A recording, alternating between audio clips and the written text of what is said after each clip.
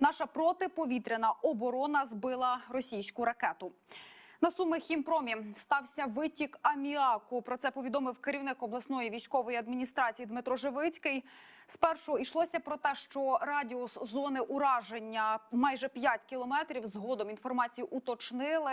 Загроза вдвічі менша – це 2,5 кілометри. Для Сум наразі загрози немає. Як повідомили в ДСНС, о 3:55 обстріляли територію Суми хімпрому. Внаслідок обстрілу був пошкоджений один резервуар із аміаком. Є травмований.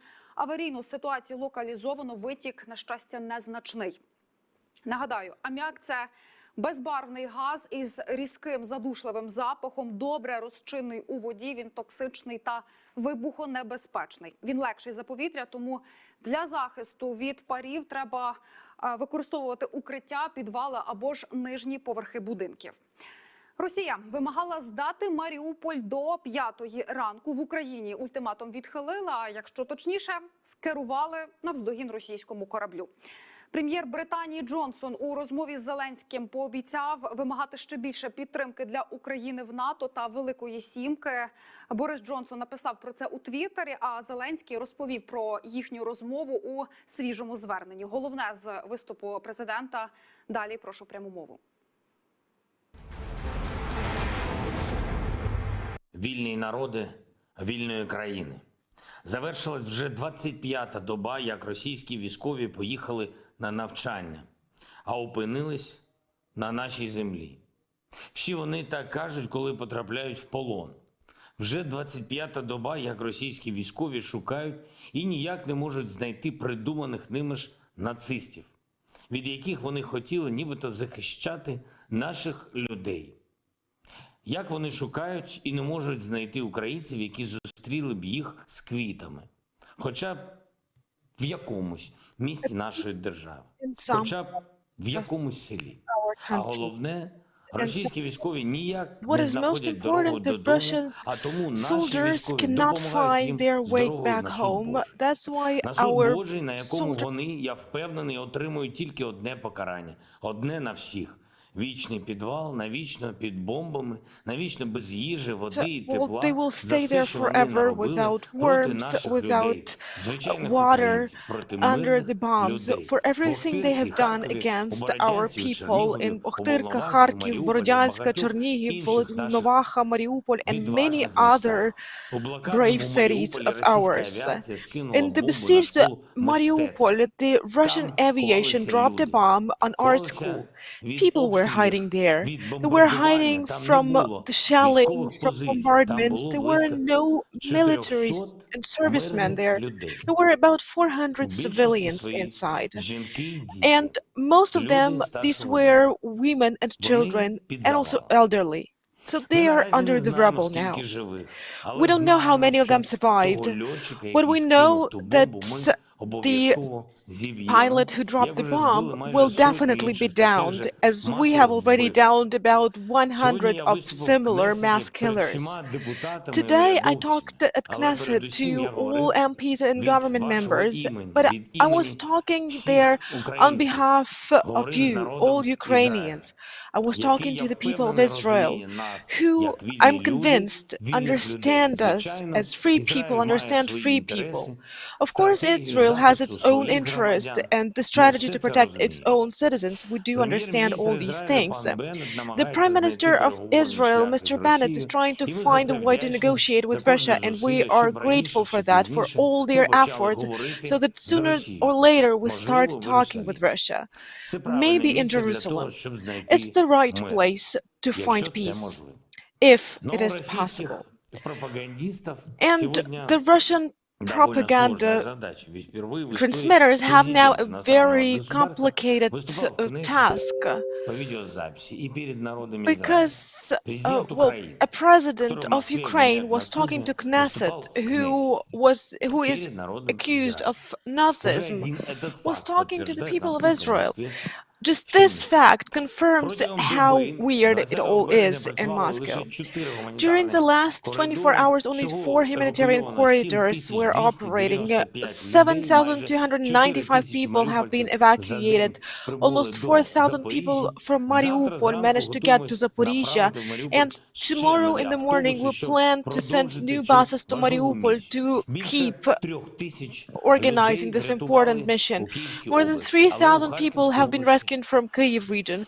However, the Russian troops have captured our humanitarian convoy in Kharkiv region, the one that we sent to Vovchansk. We have no connection with 6 people, 5 drivers and 1 doctor.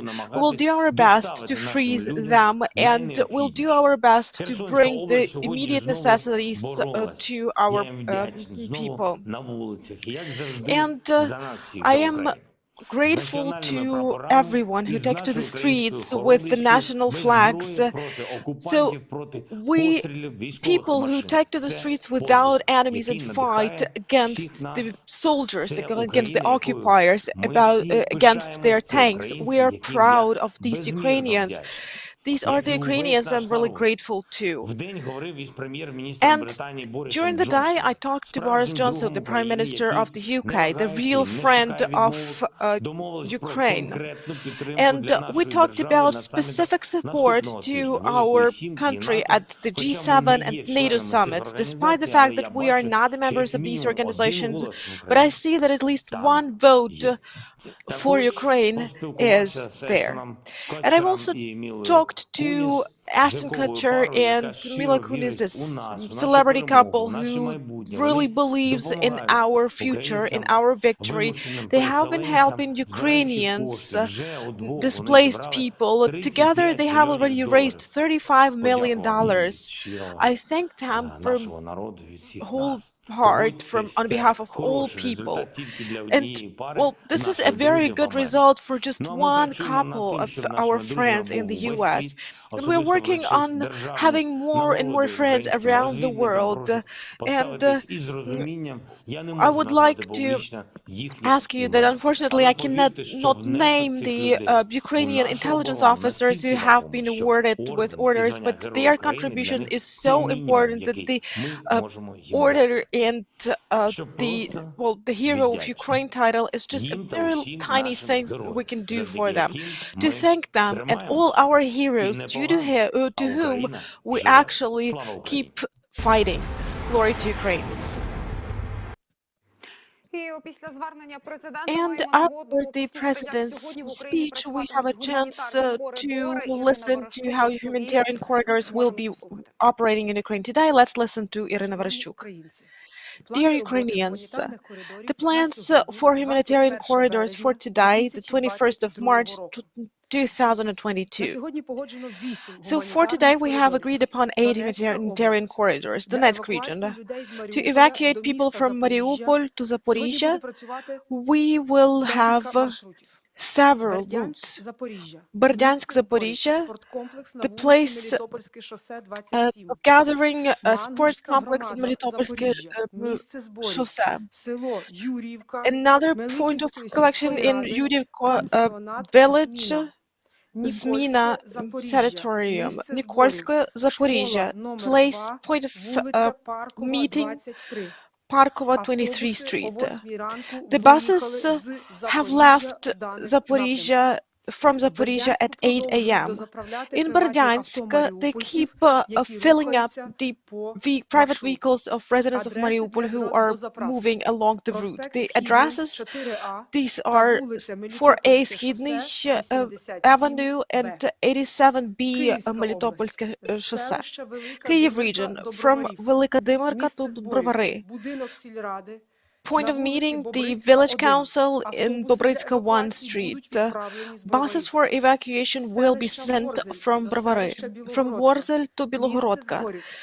Point of meeting point, 13 Sadova Street. The buses will be sent from Bilogorodka. From Bucha to Bilogorodka. Meeting point, 12 Energetikov Street. Evacuation buses will be sent from Bilogorodka. from Kozarovичі village to Vizhgorod. Meeting point, training center of the main department of the National Police. Evacuation buses will be sent from Vizhgorod. Luhansk region, from Lysychansk to Bakhmut. Meeting point 324 Sosyuri Street, from Severodonetsk to Bakhmut. Meeting point House of Culture in 28 Khimykiv Street, from Khirske to Bakhmut. Meeting point the 1st of May Street 42 and 136 Meru Street. Evacuation buses and humanitarian relief will be sent from Bakhmut. We keep working. Ukraine will prevail. We are working for our victory. And we have updated information from Sumy, from the State Emergency Service. The emergency with ammonium leakage at Sumy Himprom has been liquidated. The employees of the company have started the works to restore the technological process, and the rescuers have completed their job there. We have a video from the emergency service.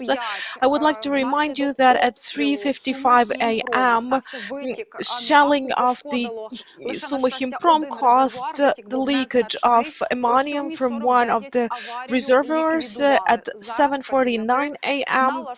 it has been liquidated, and now the employees of the company are restoring the technological processes.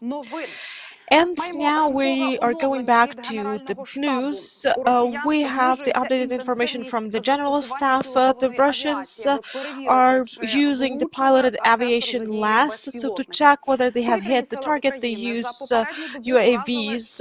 And yesterday, our armed forces downed 7 targets, enemy targets. The enemies are evacuating and bringing various materials supplied to Russia, and they are also locating some of their military units on the objects of civil infrastructure. They are also trying to organize forced mobilization on the territories of temporarily occupied Donetsk and Luhansk regions. Alexander Staruch told about the words of the residents of Borodyansk. The occupiers have towed several Ukrainian ships with tons of Ukrainian grain, but the office of the president claims that we won't starve because of the Russian aggression, because we have enough food for 2 years still. So some of the food products are enough to sustain 3 years, and we will keep doing the field works in those regions where there are no hostilities. And also farmers are encouraged to inform about the lack of raw materials and fertilizers, so that the ministry helps to distribute the resources available in the country. I have already planted some things on my windowsill, and we decided to ask the residents of Lviv whether they are getting ready to sow and to plant something this spring. Will you plant potato this spring? Yes, we have to. We have to survive. Well, yeah, definitely. I don't actually plant anything, but my relatives and my neighbors are already talking about, well, doing the field works. I talked to my daughter and to my son. He's fighting next to Kyiv, and they are saying we have to plant something because, well, until we are alive, we have to work and we have to keep growing things. We have to just so wheat and also, well, we have to have some, well, cows and things like that. There's no fuel, no diesel, so we can't plow, I can't sow, so, well, how can we do that? I'm 70 years old, I can't do that on my own. I can't dig the ground with my hands. Well, of course we will. We can't leave our children hungry. We have to plant things. Well, Ukrainians have always farmed the land, and that was one of the ways to stay strong against our enemies. So I hope that the earth will actually give us more strength. Well, my aunt said yesterday that I should come to the village and help her plant because she has like 1.5 hectares of land. She didn't choose to plant anything there because she didn't have, she was too weak, but yesterday she said she bought carrots and beetroots and potatoes to plant there. Well, I work in a kindergarten. We had some things which we planted on our windowsill, so well, hopefully it will survive. Well, yes, last year I planted cucumbers. Well, I think that this year I will do it as well. So did you have good yield? Yes, I did. Well, very delicious cucumbers, in fact. So I put them in the sun and opened the windows for the bees to come in. Well, we came from the Chernihiv region. This is an agrarian land, and at that time when our territories are occupied, there are still some lands which have not been occupied yet, and the farmers are asking, should we plant something? Should we sow something? And everyone is telling them yes, for sure, because we have to collect the yield, we have to have flour. Well, my mom has already planted some things, and despite the fact that she lives in the region where the hostilities are taking place, she still well, takes care of these plants. We believe in Ukraine's victory. We have no other way out because our armed forces are, well, the best we have in our state. They are the strongest, the best. They have the largest stamina, and I'm sure that it will happen very soon. So we will still have time to plant something. Well, the heroism of Ukrainian farmers who are, well, taking the military hardware from the Russian occupiers has been the subject of stories and anecdotes. But we have to remember that we should not burn grass. It's no joke.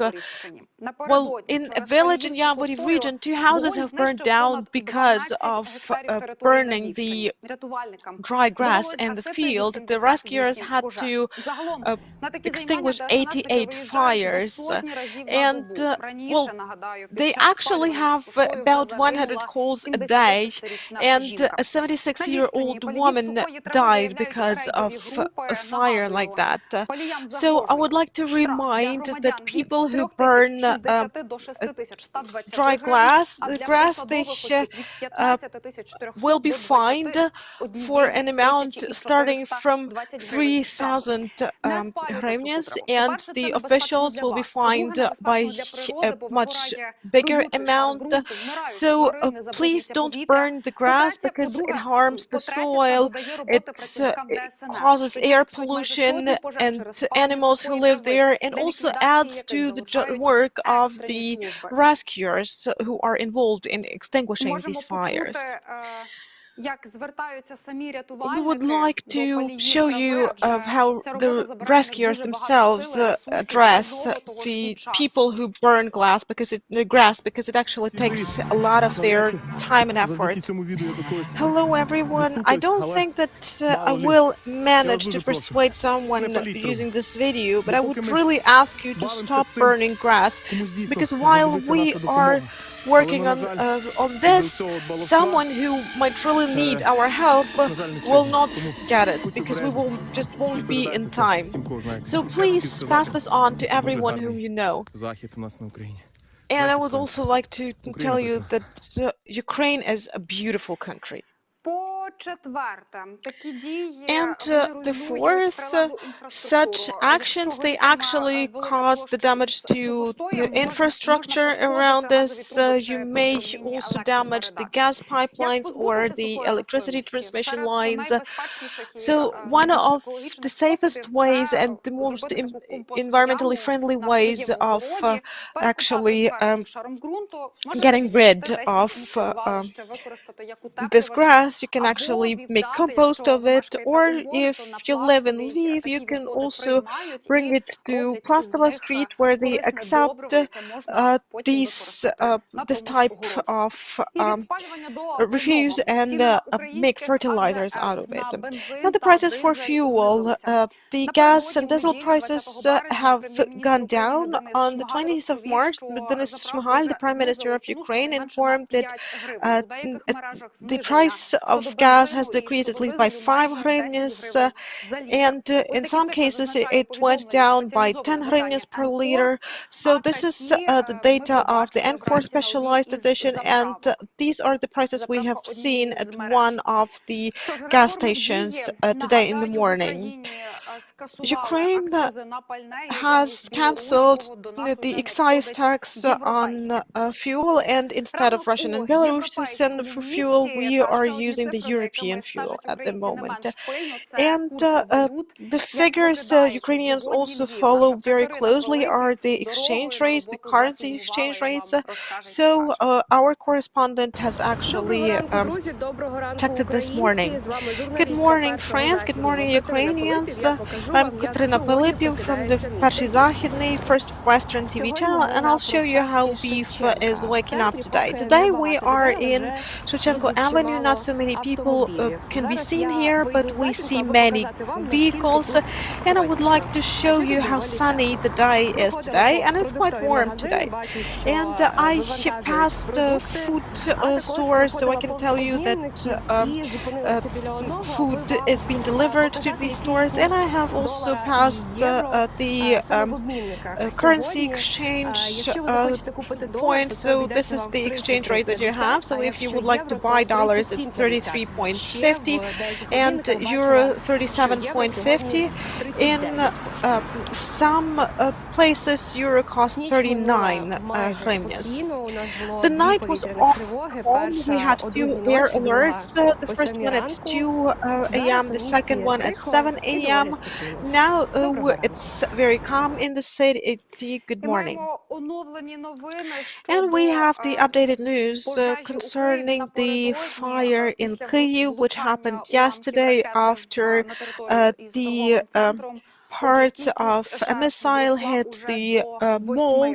So 8 people have died as a result of that. And today in the morning, the invaders bombed not only a training ground in Lviv region, but also some places in the Luhansk region. So they have injured 2 civilians and ruined several houses. And our soldiers have actually destroyed several vehicles bringing the food supplies. And here is my colleague Daniel. Good morning, glory to Ukraine, good glory to the heroes. So today we'll start discussing the international matters from China. Joe Biden had a phone talk with China's leader Xi Jinping, and Joe Biden described the possible consequences of China's possible decision to provide military or financial assistance to the Russian Federation to continue the military aggression in Ukraine. We can see that U.S. pressure on China continues. Jake Sullivan, the advisor to U.S. President, met also with the advisor to the China's president recently, and the president of China informed Biden that Ukraine's crisis is something they wouldn't like to see. And Russia, as we know, requested assistance from China. China actually refutes this information, but the US keeps making pressure on China, trying to persuade them to stay away from this war, not to help the Russian Federation, and not to provide them with any financial or material support or any support that would allow them to bypass the sanctions. However, the Chinese, they don't support Ukrainians directly, and they do not blame Russia directly as it is done by the European Union as the US, and they do not condemn the actions of the President of Russia, Vladimir Putin. Yesterday, the ambassador of China to the United States made a statement giving us some hope. He claimed that China is not providing any assistance to the Russian Federation, and he also claimed that the Beijing's position is as follows.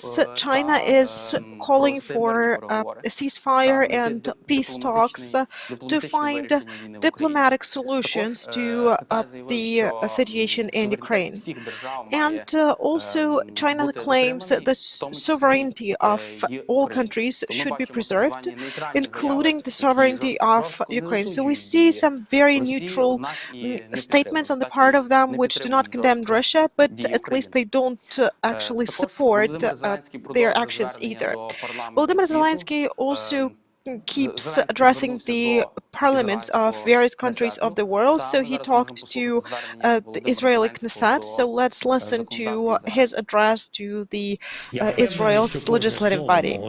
I'm convinced that each and every word of my address will reverberate with pain in your hearts because you feel what I'm talking about.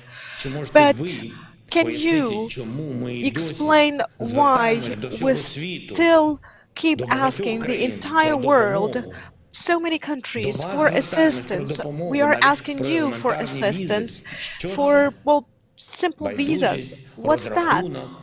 Neglect, calculation, or mediation without choosing the side.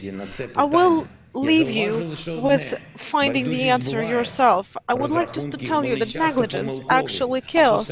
Calculations may be wrong, and often are. Mediation may be between the states, but not between good and evil. And each and everyone in Israel knows that your air defense is the best. It's very powerful.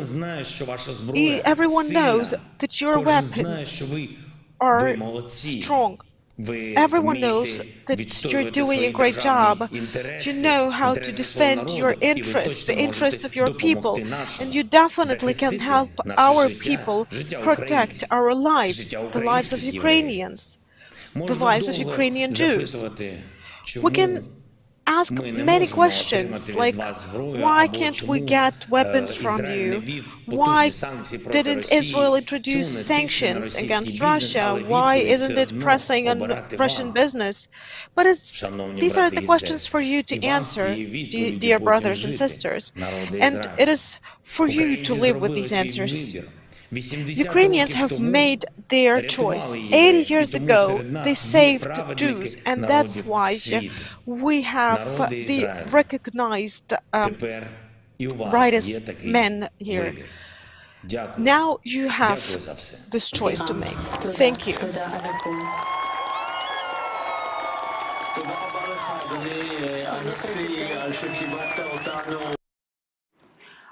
Чому ми досі чекаємо допомоги? Why are we still expecting some assistance from Israel? And by the way, last week they canceled the visa-free regime with Ukraine, and they said that it would not accept any refugees from Ukraine. Yes, back on the 15th of March, the government of Israel suspended the visa-free regime with Ukraine, and they said that you can only go to Israel if you get a permit from the the Ministry of Interior, Israel actually refuses from providing their air defense systems to Ukraine, and before the war with the Russian Federation, Ukraine asked them to sell their weapons, their systems, but they refused, saying that they have some very special relations with Moscow. And we've heard also some information that Israel is ready to be a mediator in negotiations between Russia and Ukraine and organize personal talks between Zelensky and Putin in Jerusalem. But at the moment, nothing has been done in this regard, and we see that we are now more realistically, we have better prospects of having the negotiations in Turkey with mediation of Recep Erdogan. Lviv Regional Military Administration informs that Israeli hospital will start its operation in Mosleyska, providing the assistance to displaced people. This is a joint project of Israel and the Ministry of Foreign Affairs of Ukraine. This will be a mobile hospital where the Israeli doctors and healthcare practitioners will actually provide assistance.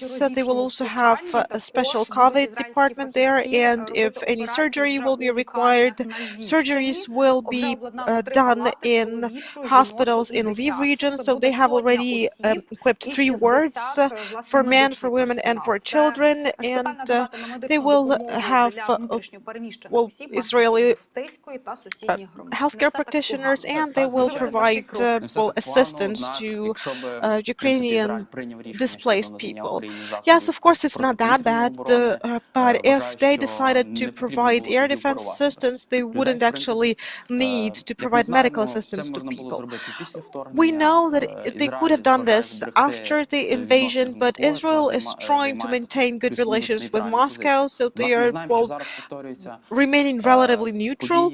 And we know that it's very similar to what happened during the Second World War. The Israeli people, the Jews, they suffered a lot at that time, but now our people are suffering a lot, and their air defense systems could save dozens, even hundreds of lives, and they wouldn't need to actually provide medical assistance to these people then. It's not too late. Yes, of course, it's not too late, but well, we can see from this cancellation and suspension of visa-free regime, we're considering the possibility to also suspend the visa-free regime from Israel on their part. Well, you know, in diplomacy, the reciprocity principle is very powerful, so this should be a response to the decisions taken by another state. And now let's talk about the negotiations between Russia and Ukraine. Volodymyr Zelensky, in his address, which he recorded, addressed the Russian authorities in connection with the talks, and let's listen to what he actually said. Peace talks about security for us, security for Ukraine. They should be meaningful, honest, without delay. This is the only chance for Russia to diminish the amount of harm from their own mistakes. We have been constantly offering dialogue and peace solutions, not only during these days of invasions. I would like for everyone to hear me, especially in Moscow. It's time to meet. It's time to restore the territorial integrity and justice for Ukraine. Otherwise, Russia's losses will be so big that not even several generations will be enough to compensate for them. And recently, the Russians had a great meeting to celebrate annexation of Crimea, and I would like to note one detail. It is informed that about 200,000 people participated in the meetings, 100,000 people in the streets, and 95 people in the stadium.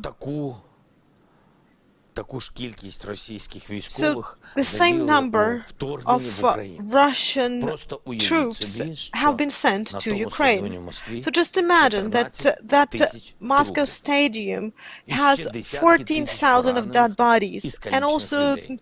dozens of Вже thousands of people who стільки have been російських injured. втрат від цього That's вторгнення. how much Russians have Ось така already ціна lost. війни. This Трохи is the більше, price ніж of за 3 war. тижні. Війну треба For закінчувати. just a little bit more than 3 Пропозиції України на weeks, столі. we have to stop this war, and Ukraine has put its Також proposals on the Зеленський table. дав інтерв'ю американському Zelensky телеканалу also CNN. Він had an заявив, interview що with якщо існує CNN, навіть 1% and ймовірність he said успіху that even переговорів, if there's ми just маємо це 1% of success in Ми negotiations, кожного we дня have to try and втрачаємо use it, невинних людей. Ми because маємо we have знайти been модель, losing з якою всі civilians every порозуміються, day, на and we якій need всі to find a готові в model сторону піти.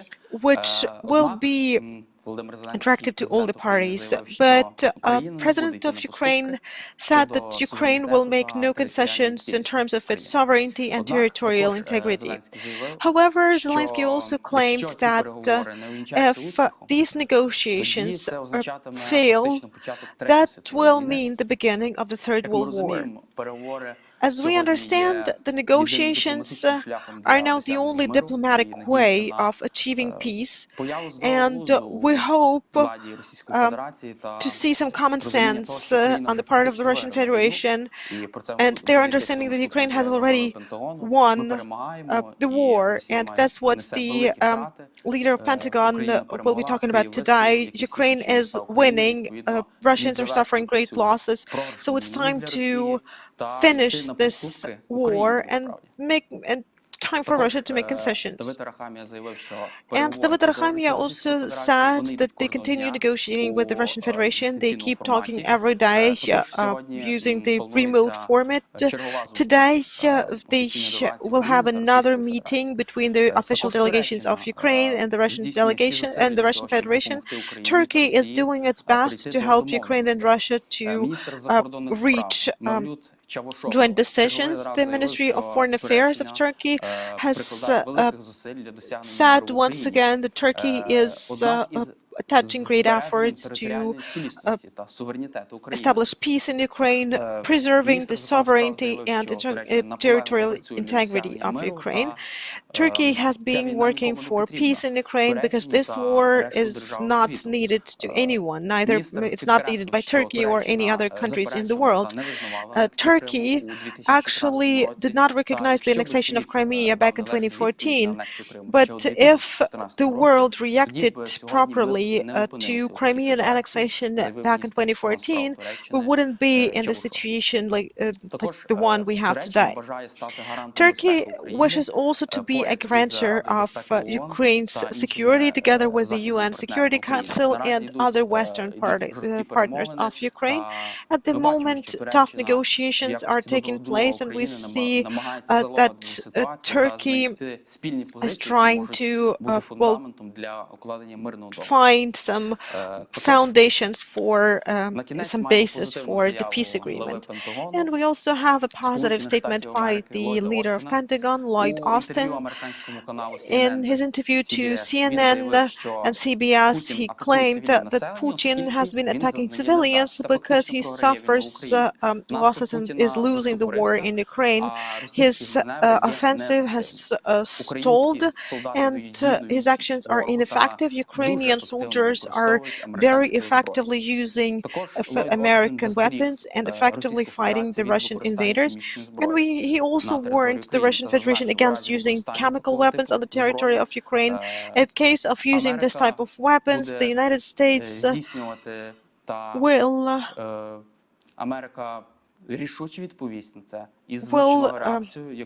respond to these actions with unprecedented actions.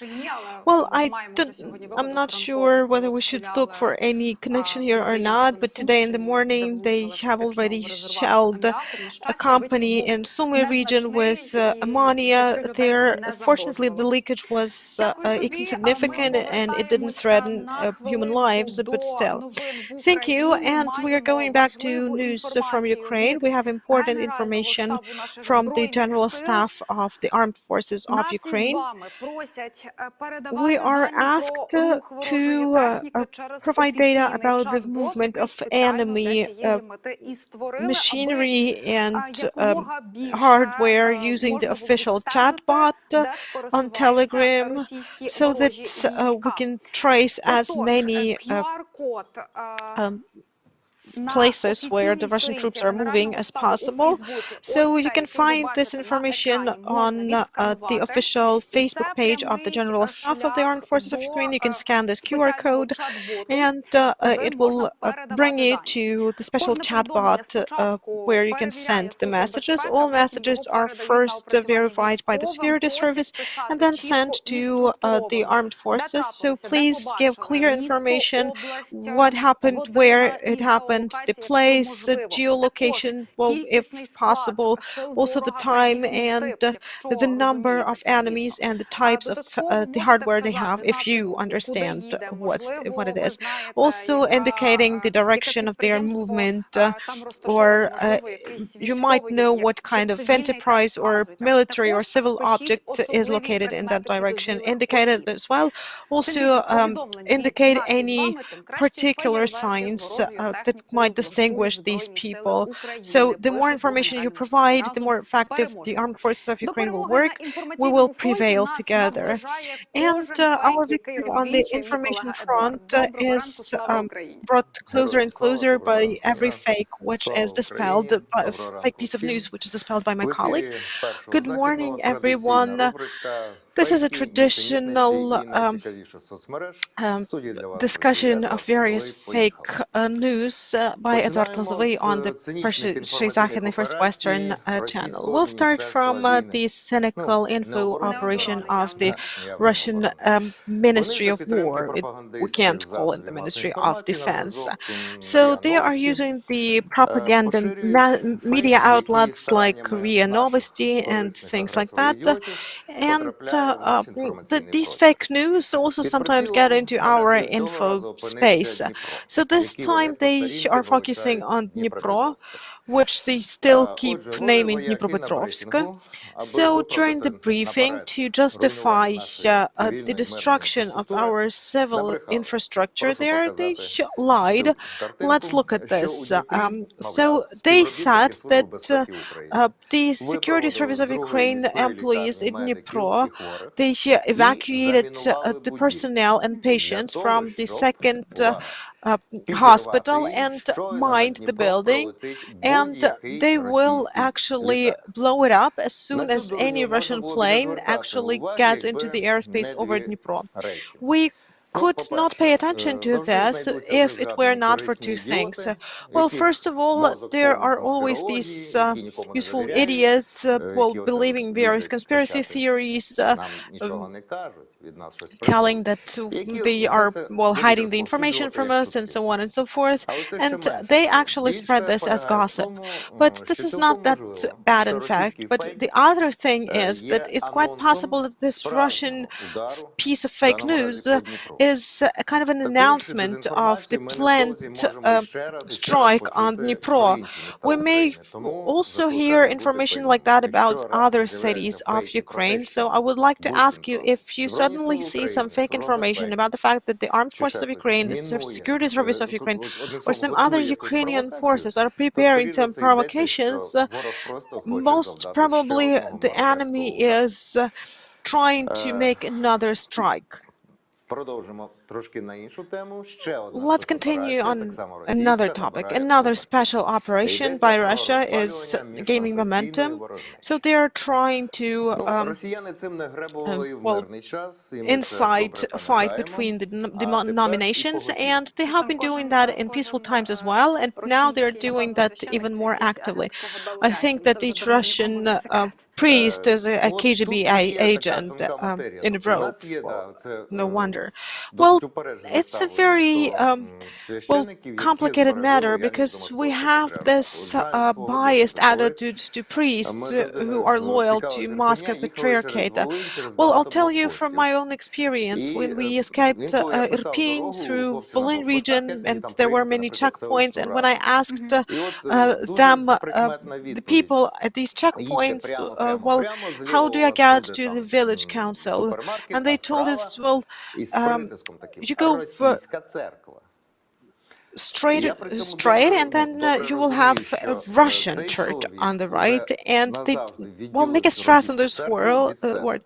So I do understand this. These men, they actually have distanced this Russian church from themselves forever, but there are people who keep attending this church. In Volyn region, the Moscow Patriarchate preserved their influence for quite a long time. Well, because people there, well, they are not in a hurry to change their denomination, and the priests have been working there for years. So the Moscow Patriarchate has received quite useful people from there. For example, well, priest Labit from the Kiev-Pechersk monastery, he's also from Volyn region. He's Ukrainian and he speaks Ukrainian very well, but he's, well, nevertheless, I don't even want to comment on this. I'm sorry, just some piece of information related to the topic. In two church communities that belong to Moscow Patriarchate in Lviv region actually switched to the Orthodox Church of Ukraine. Yes, we have witnessed things like that not only in Lviv region. This is a pleasant piece of news. I think it's quite, well, expected. Well, it is expected, and when it happens without violation of any law, it's a very good thing. But, well, the calculation is totally different. So to make believers who remain loyal to Moscow Church the secret victims, and this would be a great achievement for Russian propaganda. They would be able to shout about terror, about the destroyed churches, about pressure, and so on. So this is an additional thing which can motivate an average Muscovite to go fight in Ukraine. And I recall that in one of his addresses, Zelensky said that an enemy missile hit a church which was affiliated to Moscow Patriarchate. Yes, that's right. Well, so it contradicts their own rhetoric. When they started shelling this Svetogorsk monastery in Donetsk region, to be honest, I didn't even know what to say. Well, despite the fact that even after this atrocious attack, well, those who were in charge of the monastery, they couldn't actually explicitly say whose fault that was. Well, basically, Russian Church doesn't care about that. Otherwise, they would shy away from any statements. But Patriarch Kirill actually supported Putin. And I will quote, well, the Russian Orthodox Church should preserve and protect the God's truth that we are a single nation. Well, this is this direct indication to all pro-Russian priests to talk and use the Russian propaganda. And, well, if Ukrainians actually stand up to these three priests, they will be able to show it on their TV and say that, well, the priests are being oppressed here. Well, unfortunately, well, this might happen here. What can we do about that? Well, we can try to explain to people that, well, all those transmitters of propaganda or explicit agents, if you, well, are sure they are, well, they should be sent to the security service of Ukraine and they will deal with them. So the community should actually meet their priests and say, well, tell us, are you with Moscow or are you with Ukraine, but you shouldn't lynch him or, well, any other people who are, well, too stupid or, well, have some other reasons to support, well, him and this church. So we shouldn't give them another reason, because they have been protecting Russian-speaking population. Well, they have been saying they have been protecting Russian-speaking population here, so don't let them also say that they are protecting the Orthodox people here.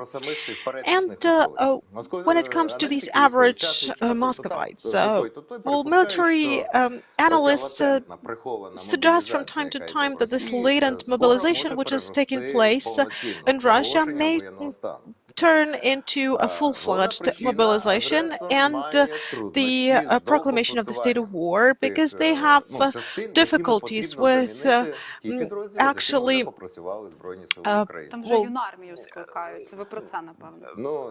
achieving enough people. They are, well, sending to Ukraine. They are even using the army, the teenagers there. Well, I'm not talking about this right now. They're saying that this is fake news and so on and so forth, but those who have watched their TV channels, especially those people who have been living closer to the Russian Federation, they know very well that starting from small age, everyone is wearing military uniform. They are all talking about this patriotism for Russia, for Putin, and so on and so forth. So these children are really brainwashed, no less than grown-ups. And now let's talk about the grown-ups. Well, the Russian military machine is stalling, and they have to urgently look for whom to replace those people who are not shooting here. Are you talking about Syrians, Libyans? Well, I'm talking about their armed forces here. I meant that they are looking in other countries. Well, they are looking for the best among the worst, because, well, they are actually refusing from firing and from shooting, even despite the fact that they are threatened by being imprisoned. And to attract new people, they start placing the announcements on commercial web resources. So this is one of the popular ones, Avido.ru. And don't look at the geography, because you see the Leningrad region or Moscow region and Tatarstan and Sakhalin and so on and so forth. Our armed forces and territorial defense have already seen soldiers from Siberia and so on and so forth. So they all were killed in the same way, right? And I think that to die for 40 or 50,000 of rubles, which do not cost much at the moment, well, I don't think that there are many people who would like to do that. And now my favorite part of their propaganda. So have they come up with something new? No, not really. What is the imperialism of the brain? So I'll tell you in very briefly. So one of the bright examples of this was Nikita Mikhalkov, a Russian director who liked the Putinism so much that he was trying to reflect this ideology by shooting movies about the angel-like tsars, emperors, and their officers, and that was probably the reason that the residues of intellect of his evaporated from his mind. Now he's one of those idiots talking about the biological weapons in Ukraine. And, there are the birds who actually have been infected. So these are the birds whose trajectory of movement goes through Russia, and this is a totally fascist attempt to exterminate these Slavs. Well, it's funny, but it's also very ugly. And life actually tells us that well, that their pride is justified. Ukrainian fighter geese managed to down a Russian aircraft. Well, it cost them their life, but they actually caused an engine failure. So now they are, well, also among the defenders of Ukraine along with other people. And now about the ugly things. The tragedy of Mariupol with thousands of civilians who perished and the impossibility to bring humanitarian assistance. The occupiers are showing video footages for their TV with the alleged refugees from Mariupol who actually complain that everything is done by Ukrainian armed forces. Well, this looks not very professional because you can't invite the professional actors that will be recognized. So they invite some amateurs and they didn't even pay much attention to choosing them. So, well, you will see how unconvincing their performance is. Why would they do things like that? They were shooting. They didn't even give us a piece of bread. We had to stay in cold basements. They asked you, are there any children? They said, we'll give you the last things that we have to our children, and Ukrainians didn't give anything to the children. Well, you see how ugly what this looks like. And, well, many women actually paid attention to fresh manicure with this lady, so it doesn't really look like she was really sitting in the basement for the last several weeks. And now the Center for Combating Disinformation informs that there's a new info attack of the enemy, although it's not new at all. The war has been lasting for almost a month. Well, that's if we talk about the full-scale war, but generally the war has been lasting for 8 years already. And Ukrainians are posting their thoughts, their feelings, supporting each other, and there's always someone commenting this. It doesn't have to be a Russian bot, it may be someone who's not very smart or, well, who's disappointed. So if a person who managed to flee from under the shelling to a calm place, they would definitely be told something, yeah, you fled from there and you're feeling safe and we are staying here. And sometimes people write that it's hard and it's scary, but they will never leave, and they are told that they are not human beings because they are, well, because of them this is a threat to the children and to people who instead of fighting will be protecting the civilians. And there is this traditional Ukrainian fights that starts, and this actually helped the Russian bots very much about the displaced people who actually are behaving not in the proper way, or, well, people who are trying to rent their apartments at skyrocketing prices and so on and so forth.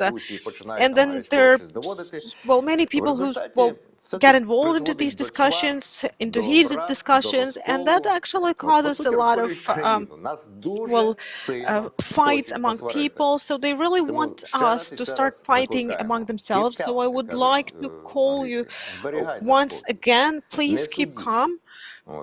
Don't judge the others. Everyone will get what they deserve. We will have time to fight later. And to finish, a little bit of humor. So it was well, funny to see this post on Facebook. Yuri is writing how he's returning from Lviv to Kyiv, having legal weapons there, and how he's checked at checkpoints. In Lviv, they're asking, what weapons? Why would you need weapons? It seems like it's not you on the picture. Okay, it seems like it's you. Rivne, weapons? What kind of weapons? Why do you need it? What do you need it for? made a picture of the passport. Чергою стріляє. Житомир. Oh, Нічого не weapons. сфотографували. Well, Далі Біла Церква. no pictures. О, Then маєте Біла зброю? Церква. Надіюсь, Oh, ви you взяли have з собою. weapons. I Патрони hope you які? take it with you. Натівські? Well, Фігово. do you have Але скоро підженуть good зі Штатів. um, І нарешті десь під Києвом. enough Зброя? В bullets? чемодані? And А чого в then чемодані? next to Kyiv, Заряджена? weapons Як не заряджена? А як ви in a стріляти case? будете? Why is it in a case? Ну, Is it сподіваюся, loaded? No. How are вже you going to скоро shoot if в it's Києві not loaded? питання до озброєної цивільної And людини very будуть такі, як у soon Львові. the Бо чого questions його з карабіном in лазити? Ну, прийшов Kyiv все на марші перемоги по Хрещатику. І to досить. people with Буває. weapons will be just З like фейками в the мене поки ones. що все. Well, Час на that's правду, і everything я with передаю fake слово news. колезі. До Time зустрічі. for Слава truth. I'm giving Героям the слава. floor to my І до colleague. правди, яка тішить, ми зачитаємо оновлену інформацію від Генерального штабу про бойові втрати противника. Отож, від 24 лютого до 21 березня понад 15 тисяч осіб More than особового 15,000 складу people, staff members, знищили наші військові. Також have been destroyed by our 498 servicemen. танків. So 487 tanks, more than 1,500 бойових броньованих машин units of military уже armored згоріли, vehicles. знищені або They have been burned, have been destroyed. поповнили сили нашої армії. Також 240 артилерійських систем. Also 240 artillery systems, 80 45 засобів протиповітряної оборони, 97 MOPs, літаків, 97 aircraft, 121 helicopters, 969 vehicles. Also 3 ships, 60 cisterns with fuel and lubricants, 24 drones and 13 special equipment units. This data is being clarified and it's difficult to count everything because of the high intensity of combat actions. And we may claim that we will never forgive the losses of our children and our innocent civilians.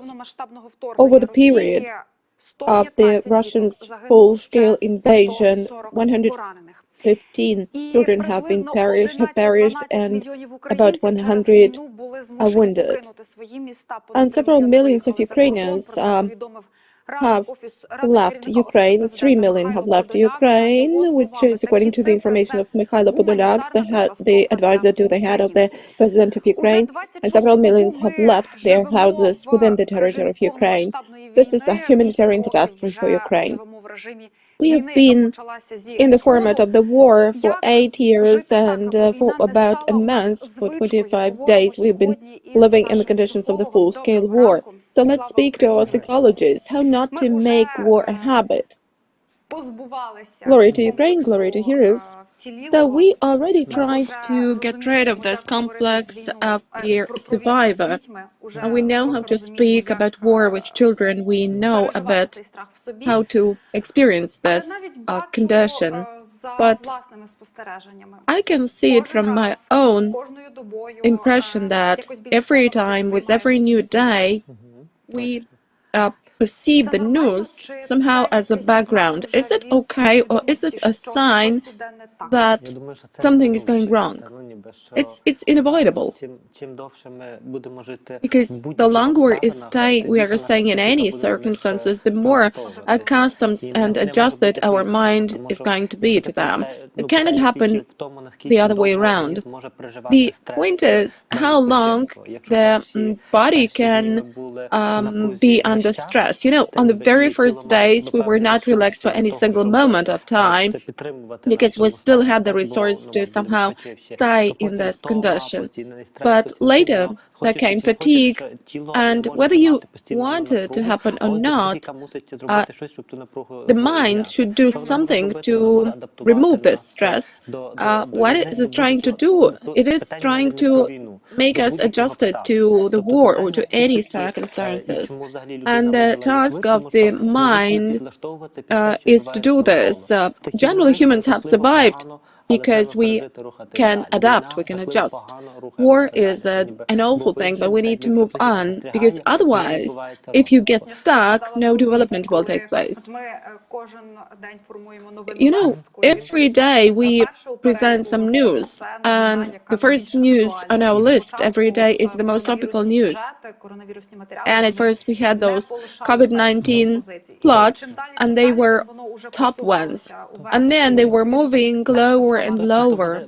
So that was also adaptation. Yes, of course, the top news will always be about the war until the war is going on, because the war threat will always remain the most topical. It will be in the first line of our newspapers. But from time to time, we will also have some other issues not related to the war, about other things happening in this country. And you claim that there may be an element of threat in that, but that is also an advantage in that. Because you may get back this feeling, well, how can I be so calm when I read this news? What is wrong with me? I think that anyway we will feel guilty for what is happening in Ukraine, and starting with, I guess that we will speak on that point when Ukrainians start coming to Ukraine, back to Ukraine after the war. They will get back with this feeling of guilt. You know, when you mentioned the word coming back, I really felt some incredible feelings. Yes, we had a talk with my wife yesterday about that moment in time. That will definitely happen, and that is not a vacation, you know, definitely everybody wants to go back home, but not everybody will get back. But that's another point for discussion. But there will definitely be the sense of guilt coming at the red line, because you need to focus on adaptation of the sense of blame and guilt. The point is that to have at least some development, there should be stability, and adaptation is the search of stability, and the search of stability stands for development, while development is something every of us needs individually, because we cannot be always in the state of distress, and the same refers to the economy of the country, to the country in general, to the community. That's why, on the one hand, this becomes the norm, and this is the necessary precondition for moving on. And adaptation is not the same as oblivion or forgetting about something. Adaptation stands for the normalization of the stress for the body concerning what is happening around you. This is a kind of a way out which removes the block that stopped you from going to your workplace and doing something. Yes, that's true. At first, we either have euphoria and start working too much, or vice versa, or we may have the fluctuation between two of these episodes, live episodes, but our task is the straightforward line, not a curve. If we speak about fear, is there any limit to this feeling? For how long could we have fear? And could there be a point of time when you lose your fear? Because, you know, there are different pieces of news about different shelling, about different bombardments. When fear disappears, well, no, fear, let me phrase it in a different way. There must be some fear, but there are different degrees of fear. Zero fear would mean that you would go to have a walk in Mariupol, so that would endanger you, pose a threat to your life. So if we speak about some gradation from some minor concern and anxiety up to terrifying and petrifying fear, we still should realize that we must have an element of this fear. Just we are gradually moving your fear to the element of, to the stage of concern and anxiety. When you hear the sirens, but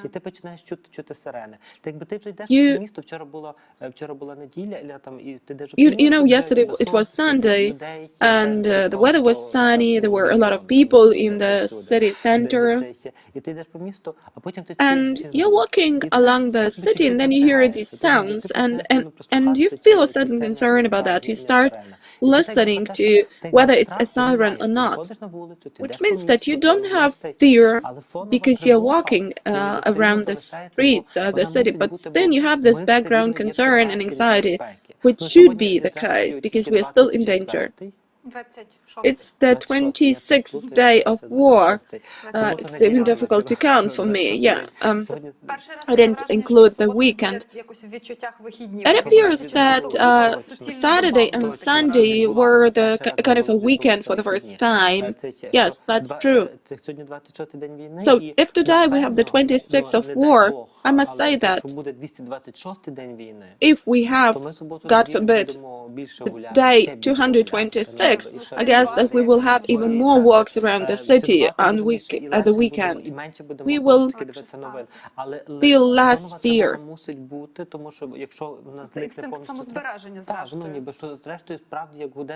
But there must be some background anxiety and concern, because if a siren comes, that is a real sign that it's dangerous. And if you don't care about that, if you ignore that sound, saying that, okay, there will be nothing here, no missiles coming here, that would mean that you endanger your life.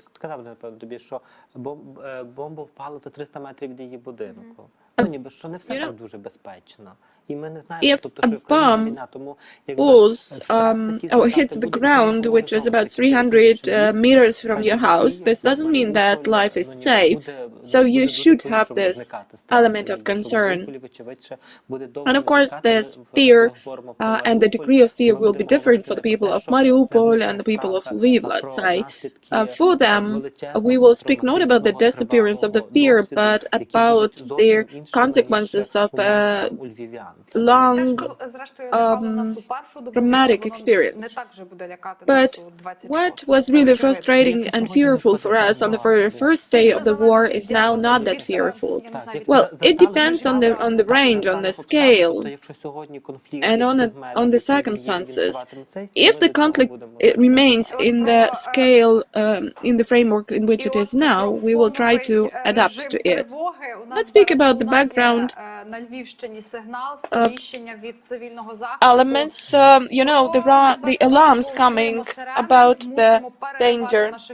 We have sirens, so we need to stop our broadcast, and we will get back after it is safe. So I'm urging all of you to go to bomb shelters, because, for example, on Saturday I was walking along the streets, there were sirens heard, and moms were walking with their kids. Увага! Говорить Департамент з питань цивільного захисту Львівської обласної державної адміністрації. Громадяни, повітряна тривога. Відключіть світло, газ, погасіть вогонь у печах. Візьміть засоби індивідуального захисту, документи, запас харчів та води. Попередьте сусідів та допоможіть хворим та людям похилого віку вийти на вулицю. Якнайшвидше дістаньтесь з захисної споруди або заховайтеся на місцевості. Дотримуйтесь спокою та порядку. Уважно слухайте повідомлення Департаменту з питань цивільного захисту Львівської облдержадміністрації. Увага! Говорить Департамент з питань цивільного захисту Львівської обласної державної адміністрації. Громадяни, повітряна тривога. Відключіть світло, газ, погасіть вогонь у печах. Візьміть засоби індивідуального захисту, документи, запас харчів та води. Попередьте сусідів та допоможіть хворим та людям похилого віку вийти на вулицю. Якнайшвидше дістаньтесь з захисної споруди або заховайтеся на місцевості. Дотримуйтесь спокою та порядку. Уважно слухайте повідомлення Департаменту з питань цивільного захисту Львівської облдержадміністрації. Увага! Говорить Департамент з питань цивільного захисту Львівської обласної державної адміністрації. Громадяни, повітряна тривога. Відключіть світло, газ, погасіть вогонь у печах. Візьміть засоби індивідуального захисту, документи, запас харчів та води. Попередьте сусідів та допоможіть хворим та людям похилого віку вийти на вулицю. Якнайшвидше дістаньтесь з захисної споруди або заховайтеся на місцевості. Дотримуйтесь спокою та порядку.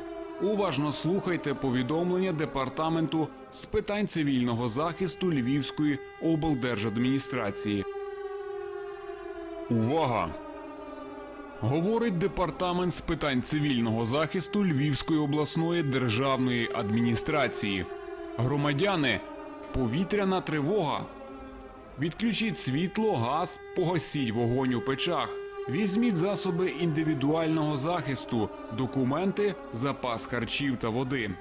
Попередьте сусідів та допоможіть хворим та людям похилого віку вийти на вулицю. Якнайшвидше дістаньтесь з захисної споруди або заховайтеся на місцевості. Дотримуйтесь спокою та порядку. Уважно слухайте повідомлення Департаменту з питань цивільного захисту Львівської облдержадміністрації. Увага! Говорить Департамент з питань цивільного захисту Львівської обласної державної адміністрації. Громадяни, повітряна тривога. Відключіть світло, газ, погасіть вогонь у печах. Візьміть засоби індивідуального захисту, документи, запас харчів та води. Попередьте сусідів та допоможіть хворим та людям похилого віку вийти на вулицю. Якнайшвидше дістаньтесь з захисної споруди або заховайтеся на місцевості. Дотримуйтесь спокою та порядку. Уважно слухайте повідомлення Департаменту з питань цивільного захисту Львівської облдержадміністрації. Увага! Говорить Департамент з питань цивільного захисту Львівської обласної державної адміністрації. Громадяни, повітряна тривога. Відключіть світло, газ, погасіть вогонь у печах. Візьміть засоби індивідуального захисту, документи, запас харчів та води. Попередьте сусідів та допоможіть хворим та людям похилого віку вийти на вулицю. Якнайшвидше дістаньтесь з захисної споруди або заховайтеся на місцевості. Дотримуйтесь спокою та порядку. Уважно слухайте повідомлення Департаменту з питань цивільного захисту Львівської облдержадміністрації. Увага! Говорить Департамент з питань цивільного захисту Львівської обласної державної адміністрації. Громадяни, повітряна тривога. Відключіть світло, газ, погасіть вогонь у печах. Візьміть засоби індивідуального захисту, документи, запас харчів та води. Попередьте сусідів та допоможіть хворим та людям похилого віку вийти на вулицю. Якнайшвидше дістаньтесь з захисної споруди або заховайтеся на місцевості. Дотримуйтесь спокою та порядку. Уважно слухайте повідомлення Департаменту з питань цивільного захисту Львівської облдержадміністрації. Увага! Говорить Департамент з питань цивільного захисту Львівської обласної державної адміністрації. Громадяни, повітряна тривога. Відключіть світло, газ, погасіть вогонь у печах. Візьміть засоби індивідуального захисту, документи, запас харчів та води. Попередьте сусідів та допоможіть хворим та людям похилого віку вийти на вулицю. Якнайшвидше дістаньтесь з захисної споруди або заховайтеся на місцевості. Дотримуйтесь спокою та порядку. Уважно слухайте повідомлення Департаменту з питань цивільного захисту Львівської облдержадміністрації. Увага! Говорить Департамент з питань цивільного захисту Львівської обласної державної адміністрації. Громадяни, повітряна тривога. Відключіть світло, газ, погасіть вогонь у печах. Візьміть засоби індивідуального захисту, документи, запас харчів та води. Попередьте сусідів та допоможіть хворим та людям похилого віку вийти на вулицю. Якнайшвидше дістаньтесь з захисної споруди або заховайтеся на місцевості. Дотримуйтесь спокою та порядку. Уважно слухайте повідомлення Департаменту з питань цивільного захисту Львівської облдержадміністрації. Увага! Говорить Департамент з питань цивільного захисту Львівської обласної державної адміністрації. Громадяни, повітряна тривога. Відключіть світло, газ, погасіть вогонь у печах. Візьміть засоби індивідуального захисту, документи, запас харчів та води. Попередьте сусідів та допоможіть хворим та людям похилого віку вийти на вулицю. Якнайшвидше дістаньте з захисної споруди або заховайтеся на місцевості. Дотримуйтесь спокою та порядку. Уважно слухайте повідомлення Департаменту з питань цивільного захисту Львівської облдержадміністрації. Увага! Говорить Департамент з питань цивільного захисту Львівської обласної державної адміністрації. Громадяни, повітряна тривога. Відключіть світло, газ, погасіть вогонь у печах. Візьміть засоби індивідуального захисту, документи, запас харчів та води. Попередьте сусідів та допоможіть хворим та людям похилого віку вийти на вулицю. Якнайшвидше дістаньте з захисної споруди або заховайтеся на місцевості. Дотримуйтесь спокою та порядку. Уважно слухайте повідомлення Департаменту з питань цивільного захисту Львівської облдержадміністрації. Увага! Говорить Департамент з питань цивільного захисту Львівської обласної державної адміністрації. Громадяни, повітряна тривога. Відключіть світло, газ, погасіть вогонь у печах. Візьміть засоби індивідуального захисту, документи, запас харчів та води. Попередьте сусідів та допоможіть хворим та людям похилого віку вийти на вулицю. Якнайшвидше дістаньте з захисної споруди або заховайтеся на місцевості. Дотримуйтесь спокою та порядку.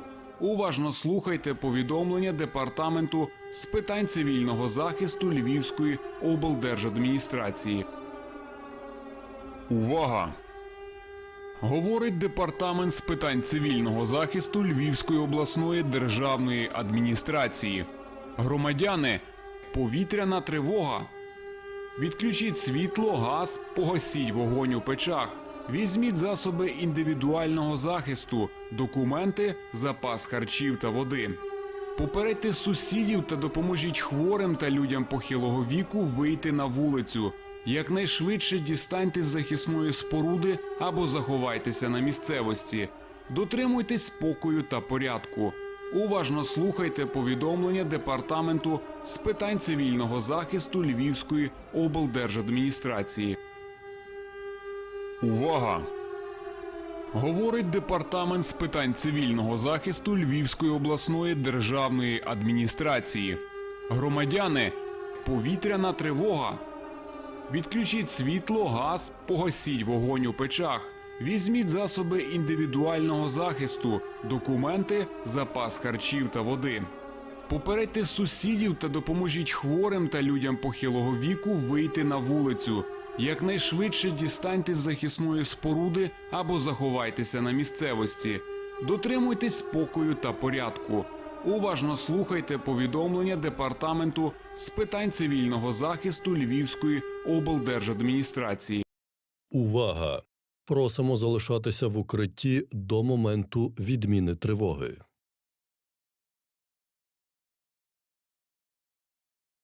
Увага! Просимо залишатися в укритті до моменту відміни тривоги.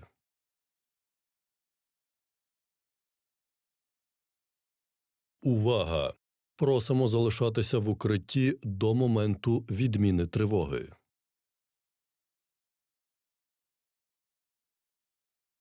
Увага! Просимо залишатися в укритті до моменту відміни тривоги.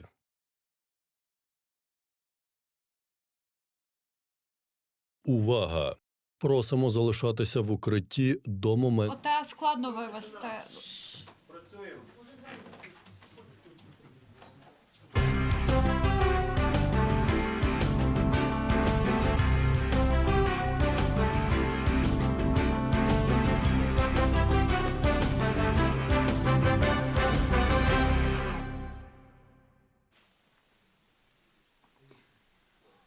Ми повертаємося до ефіру. Нагадаю, ви дивитесь телеканал «Перший Західний». Триває наш ранковий марафон.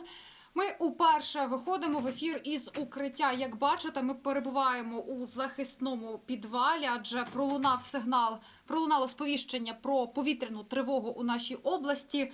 І закликаємо вас усіх не легковажити. Те, що ви бачите нас зараз або чуєте, не означає, що тривога минула. Перебувайте в укритті, залишайтеся в безпеці. І ми продовжуємо розмову із психологом. Трошечки скоригуємо її вектор, оскільки нам довелося спуститися в підвал після сирени. Це вже настільки стає, напевно, звичним, оцей фоновий стан війни, що навіть у підвалі ми облаштували студію, аби залишатися з глядачами на зв'язку.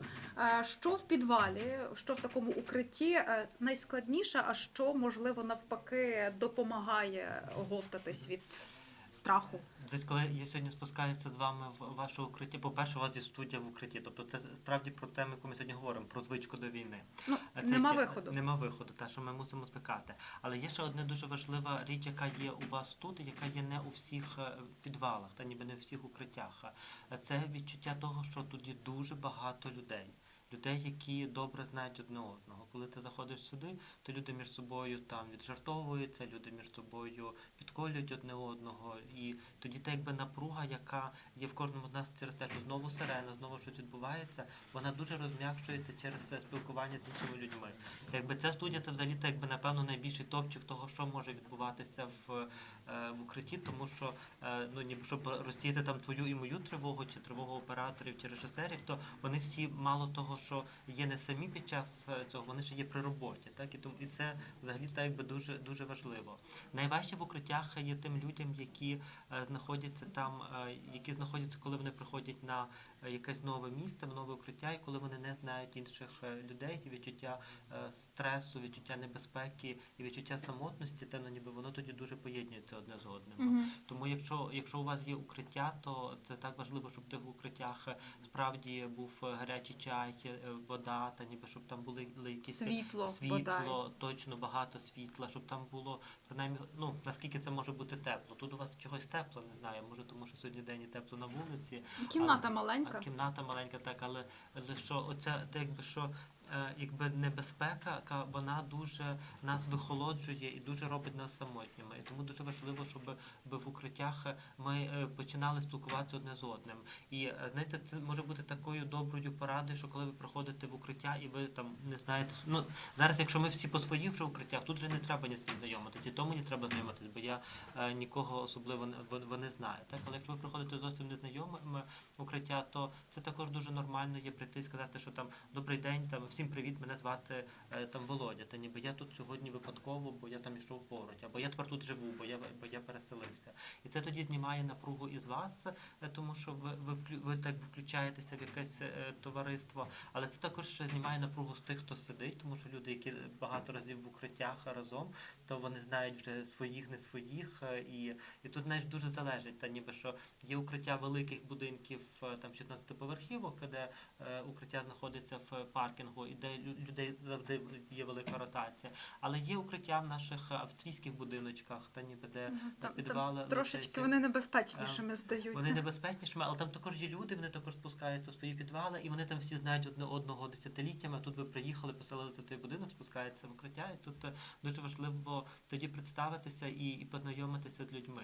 І тоді ти, якби, чим більше ти будеш відчувати себе в укритті не самотнім, тим легше тобі буде проживати це відчуття, ну ніби цей час, який там відбувається. І звичайно, що є велика різниця вдень і вночі. Що зараз вдень у будь-якому укритті нам всім більш-менш спокійно. Хоча тут не відчувається те, що за вікном. Але тут відчувається, бо твій ресурс, знаєш, ну ніби, що вдень ти маєш силу бути будь-де. А вночі, ну ніби, що коли тебе піднімають з ліжка, та ніби коли ти мусиш спускатися в якісь сирі підвали чи приміщення, і ти хочеш спати, ти не знаєш, ну ніби, що воно тоді по-іншому трактується. Тому забезпечити себе максимально теплом, наскільки це можливо, забезпечити організаторів таких укриттів, людей чаєм, наскільки це також можливо, або чимось гарячим. І спілкування з іншими, тобто знайомство, просто перезнайомлення з іншими людьми, це те, що дає дуже відчуття. І то також порада не тільки для тих, хто почуває себе не дуже добре, але це порада до тих, хто вже почуває себе добре, коли ви бачите когось незалученого, і ви можете залучити когось. І якщо ви маєте для цього ресурсу, то ви також можете піти і сказати, що привіт, ми з України, та ніби це ще, ніби що тут перший раз, як тебе звати. І тоді, знаєш, що ми можемо допомогти іншим адаптуватися в дуже новому і незнайомому для них середовищі. Це теж тисне зі свого боку. З одного боку страх, з іншого боку не те, що самотність, а от ти ніби один. Та самотність, ніби що небезпека, тобто першою відповіддю на небезпеку є самотність. Ми з тобою казали в п'ятницю, чи не говорили, не пам'ятаю, про те, що при кризовому консультуванні, коли стався вибух, ти біля людини, яка в шоці, то при першому цьому це як тебе звати, я біля тебе. Та, ніби, що самотність – це найперше відчуття, яке збиває з пантелику при всіх небезпеках. А сирена у будь-якому випадку, хоч ми вже і звикли до неї, і ми вже не перший раз, і тут у вас вже скоро буде кафе-бар, напевно, на вході. Та, ніби, що ми до всього звикаємо, але точно, що ми дуже потребуємо бути поруч з іншими людьми. А от щодо звикання до війни і знову ж таки в ключі теми з бомбосховищами, те, що я говорила, прощаючись в ефірі, я йду в суботу, лунає сирена, мами з візочками гуляють. Я розумію, що це неправильно, але вперше в моїй голові думка, є купа людей, це тисячі, які втекли до Львова з інших міст, де набагато небезпечніше. І вони можуть іти теж поряд зі мною, теж в центрі міста, коли там в себе вдома вони чули сирену і там були вибухи, а тут у Львові ти ніби відчуваєш оцю оманливу безпеку і ти просто йдеш центром. Невже? Але я думаю, що це притаманно нам, ніби завжди було притаманно. Та ніби що скільки там разів нас не попереджають про щось, поки це не станеться з тобою. Це не як ковід, коли був. Що в ковід теж були ми тривожні пацієнти, я до тривожних відношуся пацієнти, які носили маски. А були, козаки, які заходили в магазин і казали, яка маска, ви придумали собі ковід. Що люди завжди були такими і такими, і дуже важливо розуміти, що наше завдання інформувати про безпеку. Це ніби що завдання телебачення, держави, інформувати про небезпеку. Але питання до кожної людини окремо прийняти рішення про свою особисту безпеку. І що люди, на жаль, дуже часто приймають рішення, які йдуть проти їхньої безпеки. Але також є багато різних варіацій, тому що ти розумієш, що є люди, які просто бравують, і вони справді що їм війна ні по чому, що тут ніколи не впаде. Море по коліна. Є люди, які просто дуже втомлені, просто якщо подумати про маму з дитиною, що потрібно найбільше мамі з дитиною? Графік. Ніби порушення графіку для мами з дитиною, це в кінцевому результаті, що один день добре, 2 дні добре, 24 дні, це переходить в божевільню. І тому ми інколи, ми починаємо вибирати між виживанням і виживанням. Вижити в укритті чи вижити з власною дитиною. Якщо зараз у дитини є її час сну, і я знову його порушу, то що буде ввечері? Чи не захочу я зійти з розуму разом зі своєю дитиною? Так що я думаю, що є дуже різні варіанти. Є також варіанти... Відбій тривоги, я так розумію, тривоги. Підказують мої колеги. Ми якраз встигли поговорити. Про тривогу і все тоді, з тобою до завтра. Так, до завтра, сподіваюся, ефір буде вже у студії, а не в укритті, але в разі чого ми готові, а як готові зірки, як вони перелаштувалися до наших буднів воєнних, зможете подивитись у сюжеті, поки ми будемо підійматися наверх і готуватися до ефіру. Яскраві макіяжі замінили заплакані очі, а замість стильного вбрання вони почали носити звичайні спортивні костюми. Тих, кого ми звикли бачити на екранах веселими та усміхненими, сьогодні вже інші. Замість сцени та знімальних майданчиків зараз вони плідно працюють на волонтерському полі бою. Наприклад, народна улюблениця Наталія Могилевська спускається в метро Києва, який майже щодня потерпає від обстрілів, і співає людям пісні. Таким чином артистка підтримує бойових. Увага! Говорить департамент з питань цивільного захисту Львівської обласної державної адміністрації. Громадяни, відбій повітряної тривоги. Усім вернутись до місць роботи або проживання. Допоможіть у цьому хворим та людям похилого віку. Будьте готові до можливого повторного нападу противника. Завжди майте з собою засоби індивідуального захисту. Уважно слухайте повідомлення Департаменту з питань цивільного захисту Львівської облдержадміністрації. Увага! Говорить Департамент з питань цивільного захисту Львівської обласної державної адміністрації. Громадяни, відбій повітряної тривоги. Усім вернутись до місць роботи або проживання. Допоможіть у цьому хворим та людям похилого віку. Будьте готові до можливого повторного нападу противника. Завжди майте з собою засоби індивідуального захисту. Уважно слухайте повідомлення Департаменту з питань цивільного захисту Львівської облдержадміністрації. Увага! Говорить Департамент з питань цивільного захисту Львівської обласної державної адміністрації. Громадяни, відбій повітряної тривоги. Усім вернутись до місць роботи або проживання. Допоможіть у цьому хворим та людям похилого віку. Будьте готові до можливого повторного нападу противника. Завжди майте з собою засоби індивідуального захисту. Уважно слухайте повідомлення Департаменту з питань цивільного захисту Львівської облдержадміністрації. Увага! Говорить Департамент з питань цивільного захисту Львівської обласної державної адміністрації. Громадяни, відбій повітряної тривоги. Усім вернутись до місць роботи або проживання. Допоможіть у цьому хворим та людям похилого віку. Будьте готові до можливого повторного нападу противника. Завжди майте з собою засоби індивідуального захисту. Уважно слухайте повідомлення Департаменту з питань цивільного захисту Львівської облдержадміністрації. Увага! Говорить Департамент з питань цивільного захисту Львівської обласної державної адміністрації. Громадяни, відбій повітряної тривоги. Усім вернутись до місць роботи або проживання. Допоможіть у цьому хворим та людям похилого віку. Будьте готові до можливого повторного нападу противника. Завжди майте з собою засоби індивідуального захисту. Уважно слухайте повідомлення Департаменту з питань цивільного захисту Львівської облдержадміністрації. Увага! Говорить Департамент з питань цивільного захисту Львівської обласної державної адміністрації. Громадяни, відбій повітряної тривоги. Усім вернутись до місць роботи або проживання. Допоможіть у цьому хворим та людям похилого віку. Будьте готові до можливого повторного нападу противника. Завжди майте з собою засоби індивідуального захисту.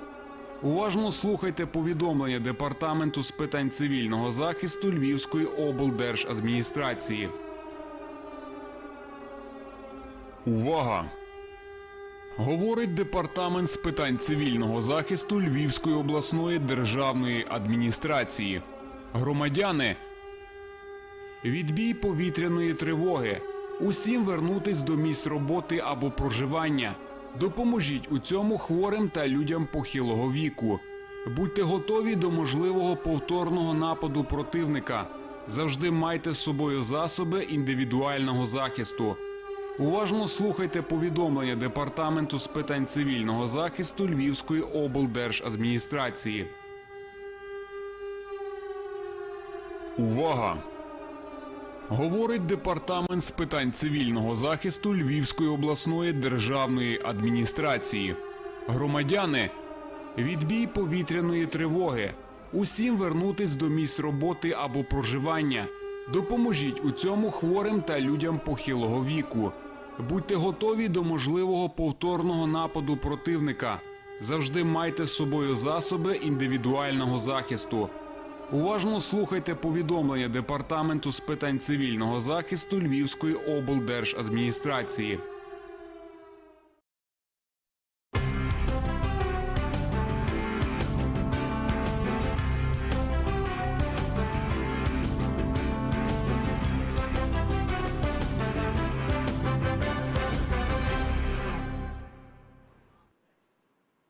Не маскувальна сітка із прапором, а екрани. Отже, ми повернулися до нашої традиційної студії. Говорю вам, in our уже traditional studio, можете and виходити з it is already укриттів. safe now. You may leave your bomb shelters. There has been a signal that there is now longer alarm. Today it's already the third siren, because we had sirens in the morning in the territory of many regions of the western Ukraine, and there is in the message that 2 missiles have hit the Rivne military base, military ground, and probably there are even affected people. Now you may leave your bomb shelters, get back to your houses, and keep listening and watching till the Як вітчизняні зірки змінили свій профіль та як підтримують Україну тут вдома і за кордоном, можемо подивитись. Яскраві макіяжі замінили заплакані очі, а замість стильного вбрання вони почали носити звичайні спортивні костюми. Тих, кого ми звикли бачити на екранах веселими та усміхненими, сьогодні вже інші. Замість сцени та знімальних майданчиків зараз вони плідно працюють на волонтерському полі бою. Наприклад, народна улюблениця Наталія Могилевська спускається в метро Києва, який майже щодня потерпає від обстрілів, і співає людям пісні. Таким чином артистка підтримує бойовий дух народу. Ради вас привожу себя в порядок, накрасила глаза, буду красивая. Хочу, чтобы дух был. Сегодня у нас метро Харьковская. Всем привет! subway station, and one of the pop singers of Ukraine is staying there to support people, singing songs. Те ж саме робить і Святослав Вакарчук. That's Інколи what навіть не стримуючи Святоslav сліз. Vakarchuk, another pop singer, is doing, even with tears in his eyes. Here is his performance at the railway station in Lviv, where the displaced people from all over Ukraine are coming. Золоті голоси нашої країни. Golden voices of our country, Джамала, Настя Каменських, Тіна Кароль, інформаційний бій та роздають десятки інтерв'ю світовим fighting at the information front and giving interviews to the world mass media telling about the war crimes of Putin. Tina Karol is now staying in Warsaw, and she's hiding the meetings, the rallies to support Ukraine.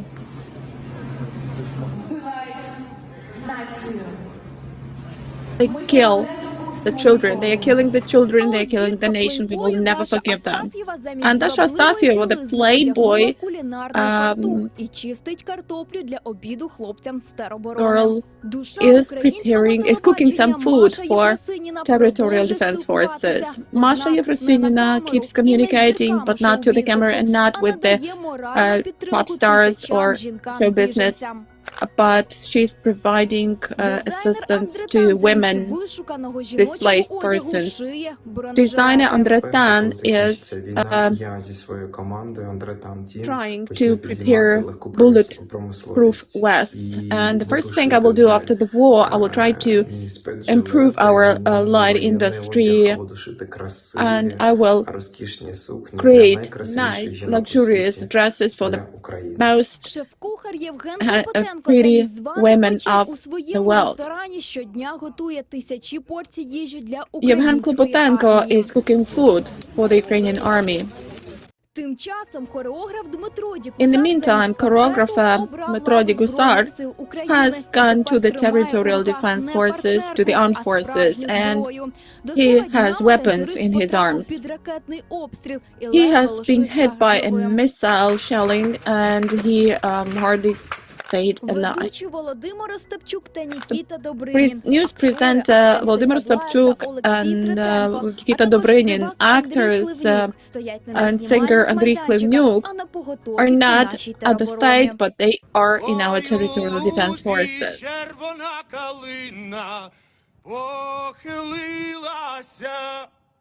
Нам є ким пишатися. We are a lot of people to be proud of, but there is also a list of those we are so much ashamed of and whose reputation will be tarnished forever, tarnished with blood. Example of this is Maruf, the singer, who was born in Dnipropetrovsk region and spent her young years in Kharkiv, which is now shelled by the occupants, with civilian quarters being hit. And she has decided that money is more important and she will earn more in Russia. And even when Russia keeps bombing Ukrainian cities, this singer does not yet realize what is happening in her motherland. And she gives the interviews to Russian mass media about her pregnancy and her transformations. And she told about complexities in her pregnancy with toxicosis, while Ukrainian pregnant women are giving birth to children in bomb shelters in anti-sanitation conditions and have to hide from bombs, and some of them even die with children unborn. She is concerned only with toxicosis.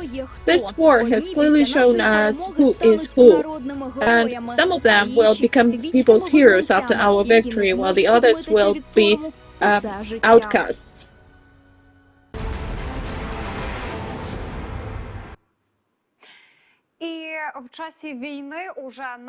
And in the period of the war, there have become popular some patriotic slogans. I myself have some t-shirts explaining the Russian warship where it needs to go. And there are more and more commodities like that in our market, and we producers have also joined in this campaign to produce patriotic t-shirts. We have Zoom connection with the PR director of the Holding of Emotions Fest, Taras Moselko. Good morning, glory to Ukraine, glory to heroes. I know that you have been producing t-shirts with this famous slogan for the Russian warship. Could you show these t-shirts? Yes, sure. I'm in the workshop now, so you can see the way they are produced by the conveyor. These are the t-shirts. We have two prints, this print and Fight Like Ukrainians print. These are the t-shirts we sell throughout the world.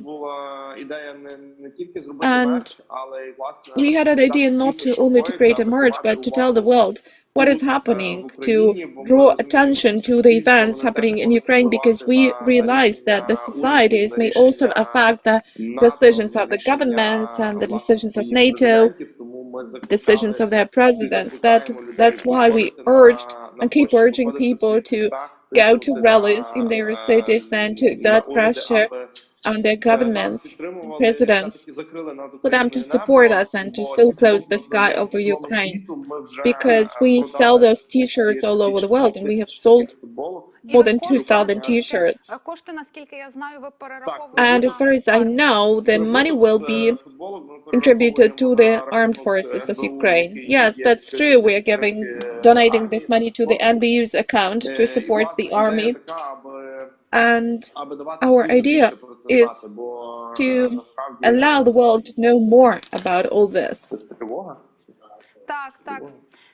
Is it the alarm again? Yes, here is the alarm again. We need to still be safe, so go to the bomb shelter. So here is the alarm again. І ми теж біжимо в укриття і вас усіх закликаємо. Залишайтеся у безпеці і чекайте сигналу про відбій повітряної тривоги.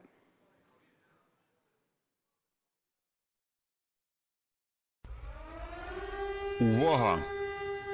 Говорить Департамент з питань цивільного захисту Львівської обласної державної адміністрації. Громадяни, повітряна тривога. Відключіть світло, газ, погасіть вогонь у печах. Візьміть засоби індивідуального захисту, документи, запас харчів та води. Попередьте сусідів та допоможіть хворим та людям похилого віку вийти на вулицю.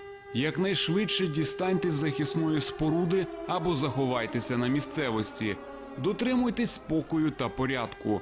Уважно слухайте повідомлення Департаменту з питань цивільного захисту Львівської облдержадміністрації. Увага! Говорить Департамент з питань цивільного захисту Львівської обласної державної адміністрації. Громадяни, повітряна тривога. Відключіть світло, газ, погасіть вогонь у печах. Візьміть засоби індивідуального захисту, документи, запас харчів та води. Попередьте сусідів та допоможіть хворим та людям похилого віку вийти на вулицю. Якнайшвидше дістаньтесь з захисної споруди або заховайтеся на місцевості. Дотримуйтесь спокою та порядку. Уважно слухайте повідомлення Департаменту з питань цивільного захисту Львівської облдержадміністрації. Увага! Говорить Департамент з питань цивільного захисту Львівської обласної державної адміністрації. Громадяни, повітряна тривога. Відключіть світло, газ, погасіть вогонь у печах. Візьміть засоби індивідуального захисту, документи, запас харчів та води. Попередьте сусідів та допоможіть хворим та людям похилого віку вийти на вулицю. Якнайшвидше дістаньтесь з захисної споруди або заховайтеся на місцевості. Дотримуйтесь спокою та порядку. Уважно слухайте повідомлення Департаменту з питань цивільного захисту Львівської облдержадміністрації.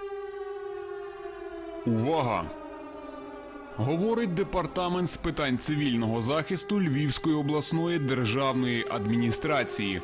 Громадяни, повітряна тривога. Відключіть світло, газ, погасіть вогонь у печах. Візьміть засоби індивідуального захисту, документи, запас харчів та води. Попередьте сусідів та допоможіть хворим та людям похилого віку вийти на вулицю. Якнайшвидше дістаньтесь з захисної споруди або заховайтеся на місцевості. Дотримуйтесь спокою та порядку.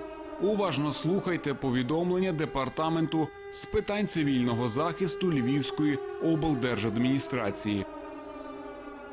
Увага! Говорить Департамент з питань цивільного захисту Львівської обласної державної адміністрації. Громадяни, повітряна тривога. Відключіть світло, газ, погасіть вогонь у печах. Візьміть засоби індивідуального захисту, документи, запас харчів та води. Попередьте сусідів та допоможіть хворим та людям похилого віку вийти на вулицю. Якнайшвидше дістаньтесь з захисної споруди або заховайтеся на місцевості. Дотримуйтесь спокою та порядку. Уважно слухайте повідомлення Департаменту з питань цивільного захисту Львівської облдержадміністрації. Увага! Говорить Департамент з питань цивільного захисту Львівської обласної державної адміністрації. Громадяни, повітряна тривога. Відключіть світло, газ, погасіть вогонь у печах. Візьміть засоби індивідуального захисту, документи, запас харчів та води. Попередьте сусідів та допоможіть хворим та людям похилого віку вийти на вулицю. Якнайшвидше дістаньтесь з захисної споруди або заховайтеся на місцевості. Дотримуйтесь спокою та порядку. Уважно слухайте повідомлення Департаменту з питань цивільного захисту Львівської облдержадміністрації. Увага! Говорить Департамент з питань цивільного захисту Львівської обласної державної адміністрації. Громадяни, повітряна тривога. Відключіть світло, газ, погасіть вогонь у печах. Візьміть засоби індивідуального захисту, документи, запас харчів та води. Попередьте сусідів та допоможіть хворим та людям похилого віку вийти на вулицю. Якнайшвидше дістаньтесь з захисної споруди або заховайтеся на місцевості. Дотримуйтесь спокою та порядку. Уважно слухайте повідомлення Департаменту з питань цивільного захисту Львівської облдержадміністрації. Увага! Говорить департамент з питань цивільного захисту Львівської обласної державної адміністрації. Громадяни, повітряна тривога. Відключіть світло, газ, погасіть вогонь у печах. Візьміть засоби індивідуального захисту, документи, запас харчів та води. Попередьте сусідів та допоможіть хворим та людям похилого віку вийти на вулицю. Якнайшвидше дістаньтесь з захисної споруди або заховайтеся на місцевості. Дотримуйтесь спокою та порядку. Уважно слухайте повідомлення Департаменту з питань цивільного захисту Львівської облдержадміністрації. Увага! Говорить Департамент з питань цивільного захисту Львівської обласної державної адміністрації. Громадяни, повітряна тривога. Відключіть світло, газ, погасіть вогонь у печах. Візьміть засоби індивідуального захисту, документи, запас харчів та води. Попередьте сусідів та допоможіть хворим та людям похилого віку вийти на вулицю. Якнайшвидше дістаньтесь з захисної споруди або заховайтеся на місцевості. Дотримуйтесь спокою та порядку. Уважно слухайте повідомлення Департаменту з питань цивільного захисту Львівської облдержадміністрації. Увага! Говорить Департамент з питань цивільного захисту Львівської обласної державної адміністрації. Громадяни, повітряна тривога. Відключіть світло, газ, погасіть вогонь у печах. Візьміть засоби індивідуального захисту, документи, запас харчів та води. Попередьте сусідів та допоможіть хворим та людям похилого віку вийти на вулицю. Якнайшвидше дістаньтесь з захисної споруди або заховайтеся на місцевості. Дотримуйтесь спокою та порядку. Уважно слухайте повідомлення Департаменту з питань цивільного захисту Львівської облдержадміністрації. Увага! Говорить Департамент з питань цивільного захисту Львівської обласної державної адміністрації. Громадяни, повітряна тривога. Відключіть світло, газ, погасіть вогонь у печах. Візьміть засоби індивідуального захисту, документи, запас харчів та води. Попередьте сусідів та допоможіть хворим та людям похилого віку вийти на вулицю. Якнайшвидше дістаньтесь з захисної споруди або заховайтеся на місцевості. Дотримуйтесь спокою та порядку. Уважно слухайте повідомлення Департаменту з питань цивільного захисту Львівської облдержадміністрації. Увага! Говорить Департамент з питань цивільного захисту Львівської обласної державної адміністрації. Громадяни, повітряна тривога. Відключіть світло, газ, погасіть вогонь у печах. Візьміть засоби індивідуального захисту, документи, запас харчів та води. Попередьте сусідів та допоможіть хворим та людям похилого віку вийти на вулицю.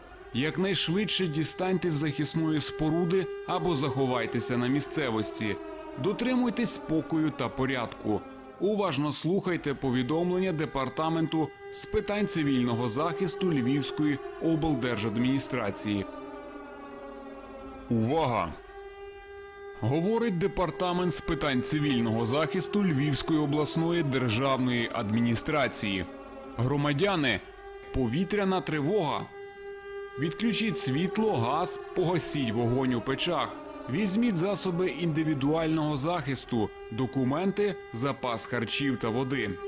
Попередьте сусідів та допоможіть хворим та людям похилого віку вийти на вулицю. Якнайшвидше дістаньтесь з захисної споруди або заховайтеся на місцевості. Дотримуйтесь спокою та порядку. Уважно слухайте повідомлення Департаменту з питань цивільного захисту Львівської облдержадміністрації. Увага! Говорить Департамент з питань цивільного захисту Львівської обласної державної адміністрації. Громадяни, повітряна тривога. Відключіть світло, газ, погасіть вогонь у печах. Візьміть засоби індивідуального захисту, документи, запас харчів та води. Попередьте сусідів та допоможіть хворим та людям похилого віку вийти на вулицю. Якнайшвидше дістаньтесь з захисної споруди або заховайтеся на місцевості. Дотримуйтесь спокою та порядку. Уважно слухайте повідомлення Департаменту з питань цивільного захисту Львівської облдержадміністрації.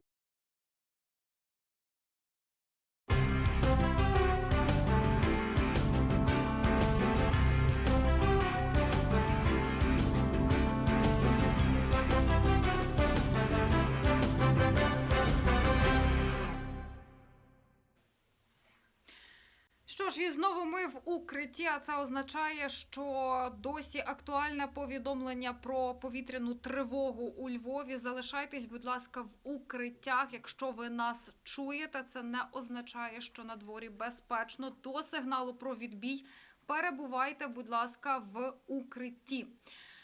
А ми продовжуємо блоком новин. Це вже фактично третя, я вже навіть не пам'ятаю, чи четверта тривога за сьогодні. І поки на Львівщині спокійно, але нагадаю, вранці на Рівненщині ми чули повідомлення про те, що ворожі ракети таки влучили у полігон в області. Чи є потерпілі, чи є загиблі, чекаємо на уточнену інформацію, але це вкотре доводить, що сповіщенням про повітряну тривогу нехтувати не можна. Трохи позитивніших новин про втрати противника. Оновлена інформація від Генштабу. Наші Збройні сили знищили понад 15 тисяч окупантів. Станом на 21 березня також знищили 498 танків, 1535 бойових броньованих машин, 240 артилерійських систем, 80 одиниць систем залпового вогню, також 45 засобів протиповітряної оборони, 97 літаків, 121 гелікоптер, 969 одиниць автомобільної техніки, 3 кораблі або ж катери, 60 цистерн із паливно-мастильними матеріалами, 24 безпілотники та 13 одиниць спецтехніки. Кількість жертв російського удару по торговому центру у Подільському районі Києва зросла до 8. Рятувальники досі працюють на місці атаки.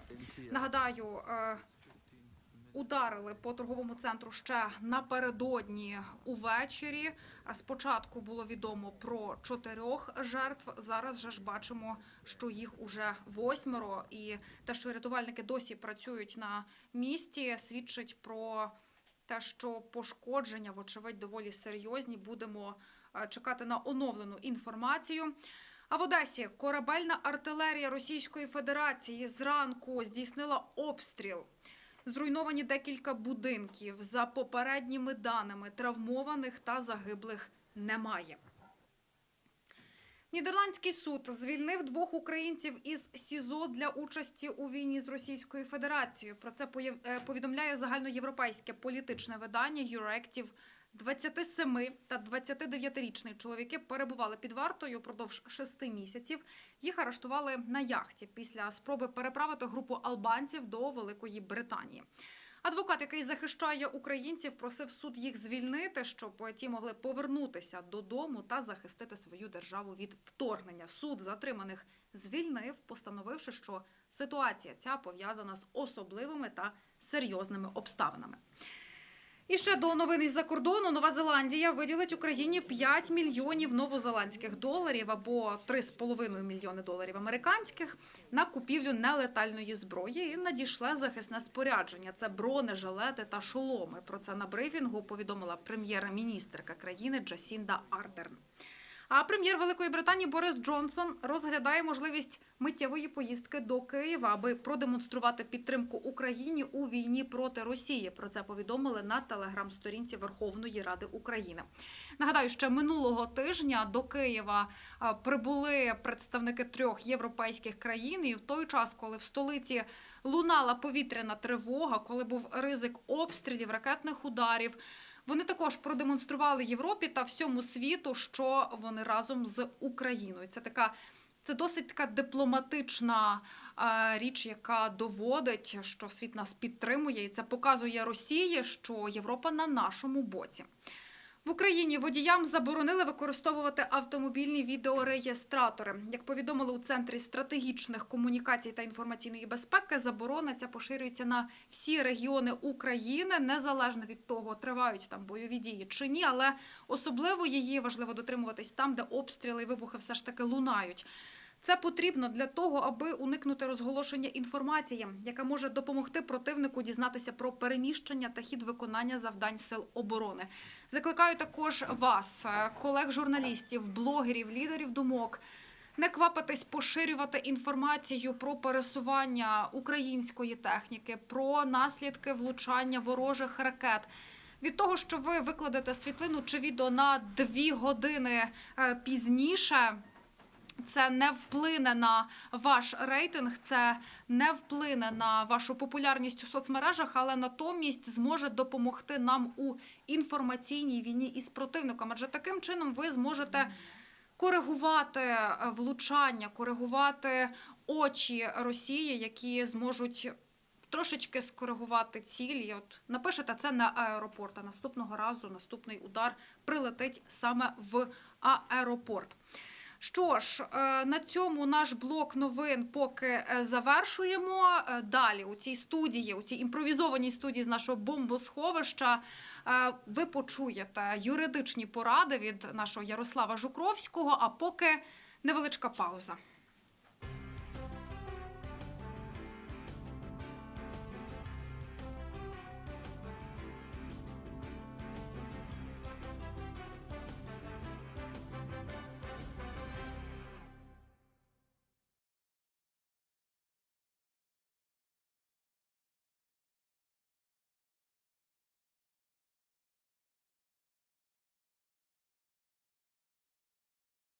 Десь туди прямо, так? Він бачив по телевізору. Вітаю, мене звати Ярослав Жукровський, ваша інформаційно-юридична оборона на телеканалі «Перший Західний». Будемо говорити про особливості перетину кордону, що про це потрібно знати, і будемо говорити в цивільному житті. Це сімейний адвокат, а тепер адвокат, який спеціалізується на питаннях військового права. Тетяна Жидачик. Тетяно, вітаємо вас. Вітаю. Отже, одне з ключових питань, яке хвилює багатьох людей, особливо тих, які внутрішньо переміщені, чи наших львів'ян, воно стосується особливостей перетину кордону в умовах воєнного стану. Отже, насправді перетнути кордон можливо, повної заборони для перетину кордону як такої немає. Коли йдеться про жінок чи дітей до призовного віку, тобто до того моменту, поки їм виповнилось 18 років, то вони можуть перетинати кордон без жодних перешкод. Але ситуація, коли особи, які є військовозобов'язаними, тобто у віці від 18 до 60 років, встановлено ряд обмежень. Ці обмеження стосуються того, що якщо людина є військовозобов'язана і не має права на відстрочку, чи не має якихось медичних протипоказань, чи обставин, чи якихось сімейних обставин, то, очевидно, вона не може виїхати за кордон за жодних обставин. Спробуємо з'ясувати нюанси, особливості, а як же можливо виїхати за кордон, коли наявні певні медичні чи сімейні обставини. Отже, які насамперед потрібно мати документи для того, щоб людина могла виїхати за кордон? Тетяно.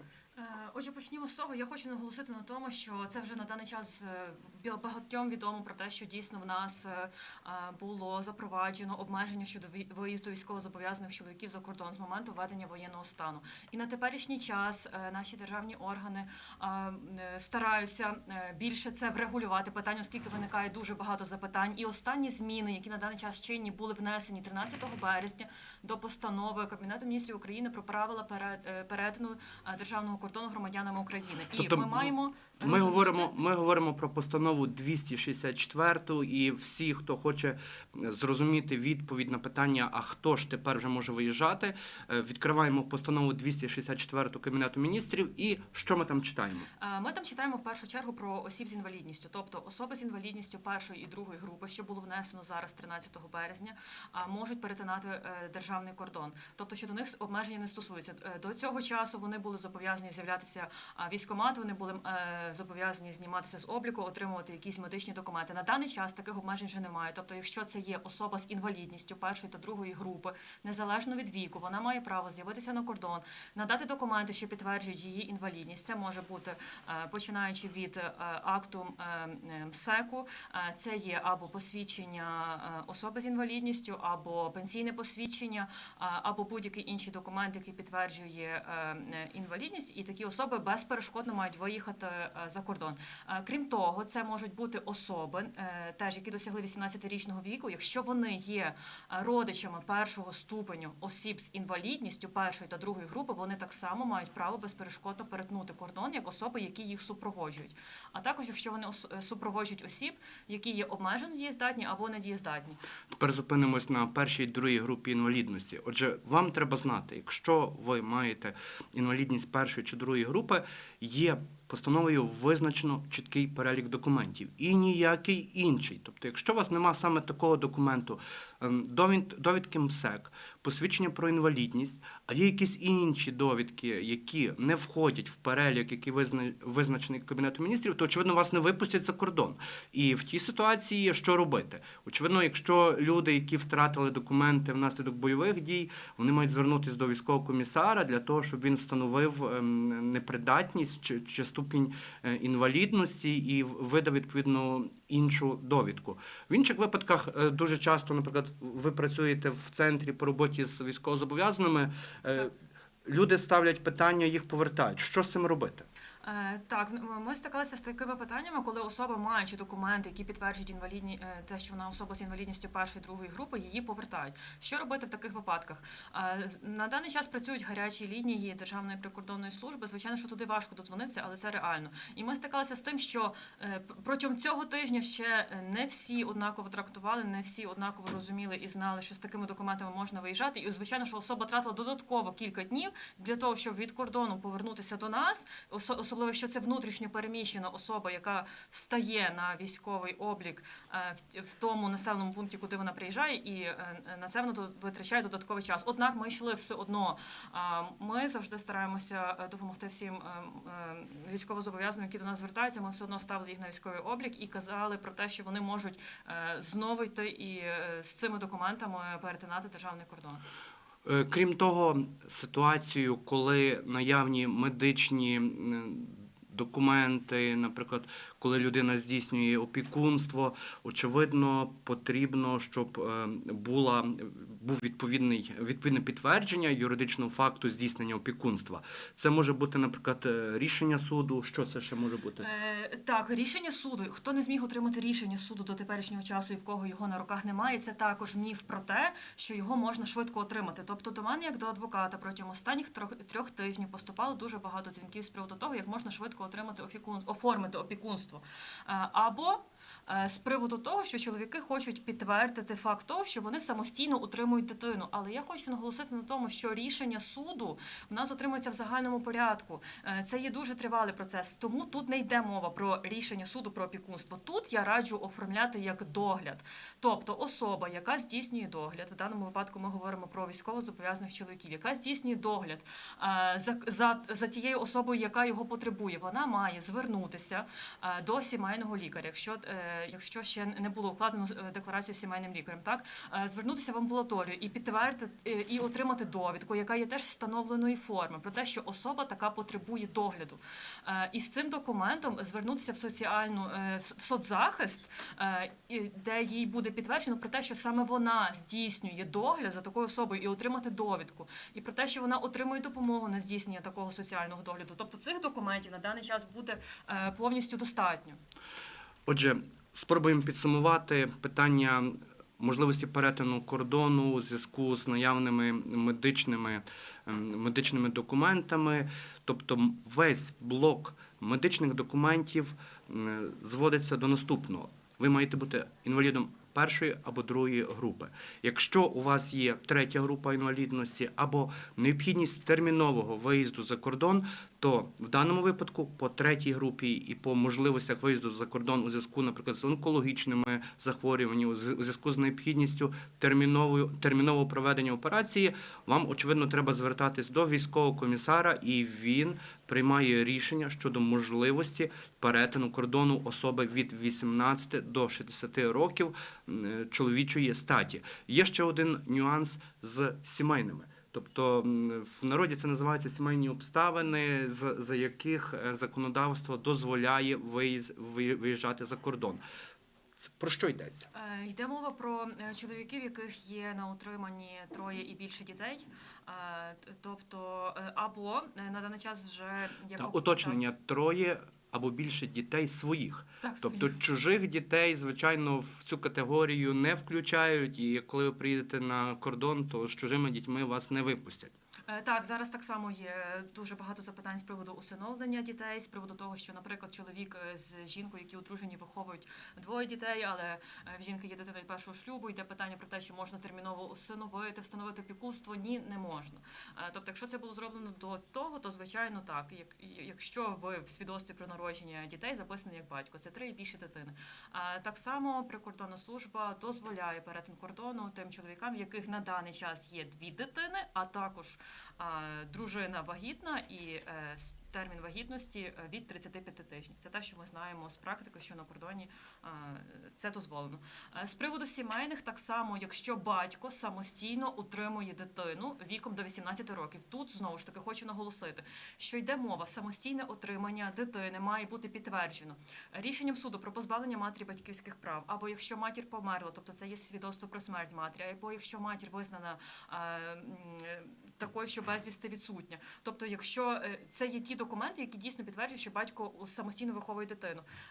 Також мені відомо, що знову ж таки з приводу там усиновлення, чи стараються, наприклад, в нотаріуса зробити якісь нотаріальну згоду матері, що вона відмовляється від утримання дитини, що вона не буде брати участі в житті дитини, тобто вона відмовляється від своїх батьківських обов'язків, таке не проходить. Тобто це не є належним чином документи, які підтверджують, що ви самостійно утримуєте дитину. Це незаконно, і варто розуміти те, що дитина може виїхати з бабусем або з дідусем або бабусею за умови, коли вони отримали від нотаріуса згоду одного з батьків на виїзд дитини за кордон. Тобто один з батьків може без жодних проблем вивезти дитину за кордон, законодавство це не перешкоджає. Так, і щодо сімейних, це ми вже про це також говорили частково. Тобто, якщо чоловік здійснює догляд за особою, за якою більше немає кому здійснювати догляд, тобто це теж можна доводити на підставі медичних документів. Якщо ви здійснюєте догляд, це не за кимось з дітей, а за кимось своїх родин. Увага! Говорить Департамент з питань цивільного захисту Львівської обласної державної адміністрації. Громадяни, відбій повітряної тривоги. Усім вернутись до місць роботи або проживання. Допоможіть у цьому хворим та людям похилого віку. Будьте готові до можливого повторного нападу противника. Завжди майте з собою засоби індивідуального захисту. Уважно слухайте повідомлення Департаменту з питань цивільного захисту Львівської облдержадміністрації. Увага! Говорить Департамент з питань цивільного захисту Львівської обласної державної адміністрації. Громадяни, відбій повітряної тривоги. Усім вернутись до місць роботи або проживання. Допоможіть у цьому хворим та людям похилого віку. Будьте готові до можливого повторного нападу противника. Завжди майте з собою засоби індивідуального захисту. Уважно слухайте повідомлення Департаменту з питань цивільного захисту Львівської облдержадміністрації. Увага! Говорить Департамент з питань цивільного захисту Львівської обласної державної адміністрації. Громадяни, відбій повітряної тривоги. Усім вернутись до місць роботи або проживання.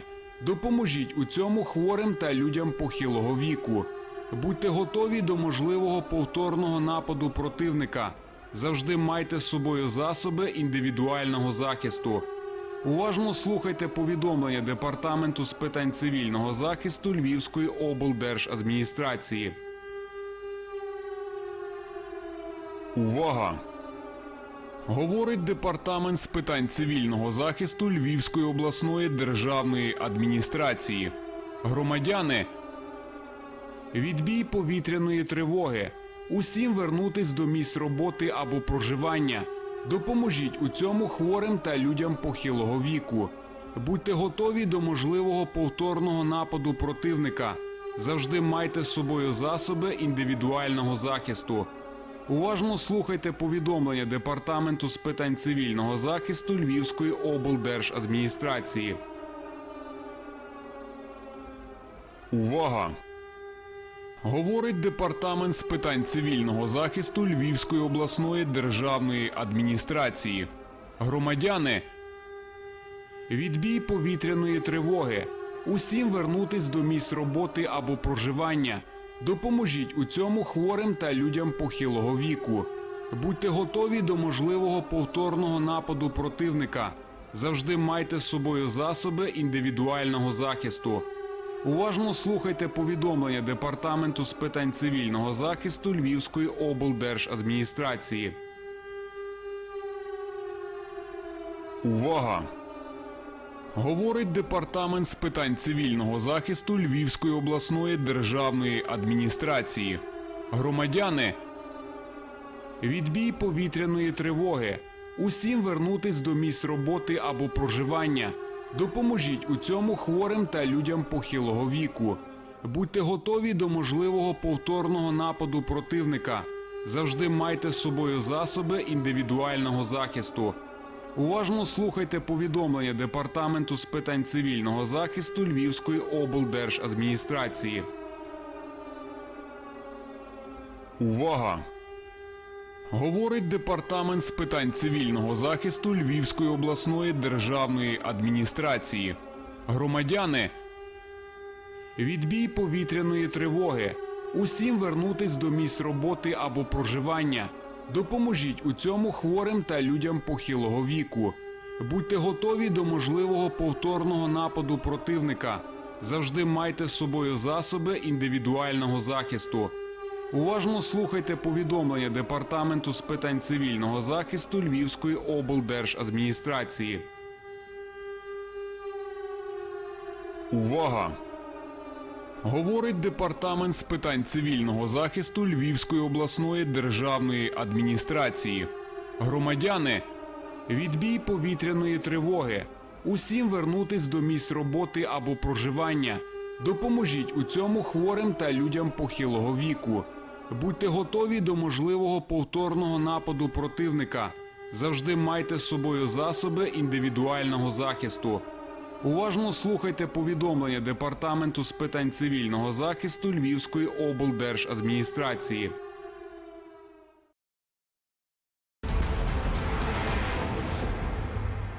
Як подбати про дитину, якщо ви з нею знаходитеся в укритті? Нам потрібно чесно і дуже короткими фразами відповідати на питання дітей, навіть на найбільш тривожні. Пояснити, що зараз у нашій країні війна, але наша армія зупиняє всі сили ворога. Робити акцент «наша армія дуже сильна». Пояснити сигнали сирени. Коли ти чуєш сирени, це означає, що наша армія поруч, вона виявила небезпеку і бореться з нею. І це означає, що про нашу безпеку дбають. Треба запевняти дитину, що зараз ми в безпеці. Які слова нам обирати? Я дорослий, я тебе захищу, я з тобою, у нас є план. Я знаю, що робити. Дивись, скільки людей разом, і як наша армія нас захищає. Не соромити за страх, дозволяти виявляти будь-які емоції. Не порівнювати з іншими, навпаки, бадьорити. Ти молодець, ти так гарно справляєшся, ти мій герой, ти моя героїня. Переміщуючись в укриття, взяти із собою іграшку чи іншу улюблену річ, чи стискати руку або зробити з хустку мотанки. Просити дитину, щоб обійняла нас міцно-міцно. Робити будь-які вправи, що задіють тіло, вправи на розтягування, потягування та інші. Можна бити стіну, опиратися о стіну. Треба направляти рух дитини, стрибати в класики, стрибати можна сидячи на сідницях, дати гру в телефоні. Підлітки можуть дистанціюватися, уникати всього, сидіти в тіктоці, не реагувати. Це їх спосіб впоратися з напругою. Варто дати їм конкретне доручення і дати можливість проявити емоції. Важливо разом співати і надати дитині можливість в малюванні, ліпленні, складанні лего трансформувати свій страх і напругу. Уявити себе, сім'ю, місто, країну під веселкою, під захисним куполом. Малювати, створювати уявні та зроблені з підручних матеріалів захищені простори. Якщо дитина бліда, розгойдується, не реагує на контакт, розтерти руки, мочки вух, дати шоколад і солодкий чорний чай, взяти на руки, похитати, почати співати пісню, яку він пам'ятає, звертатися на ім'я, говорити «мама, тату, поруч».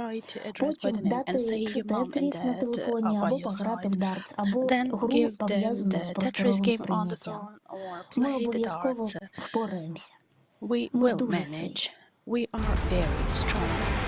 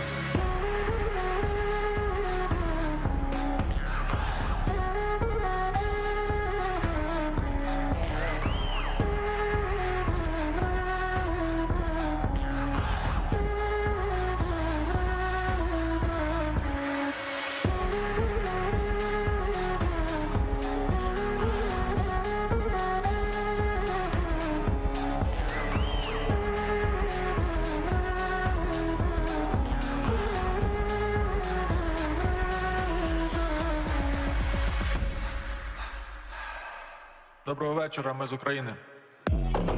Hi there, we are from Ukraine.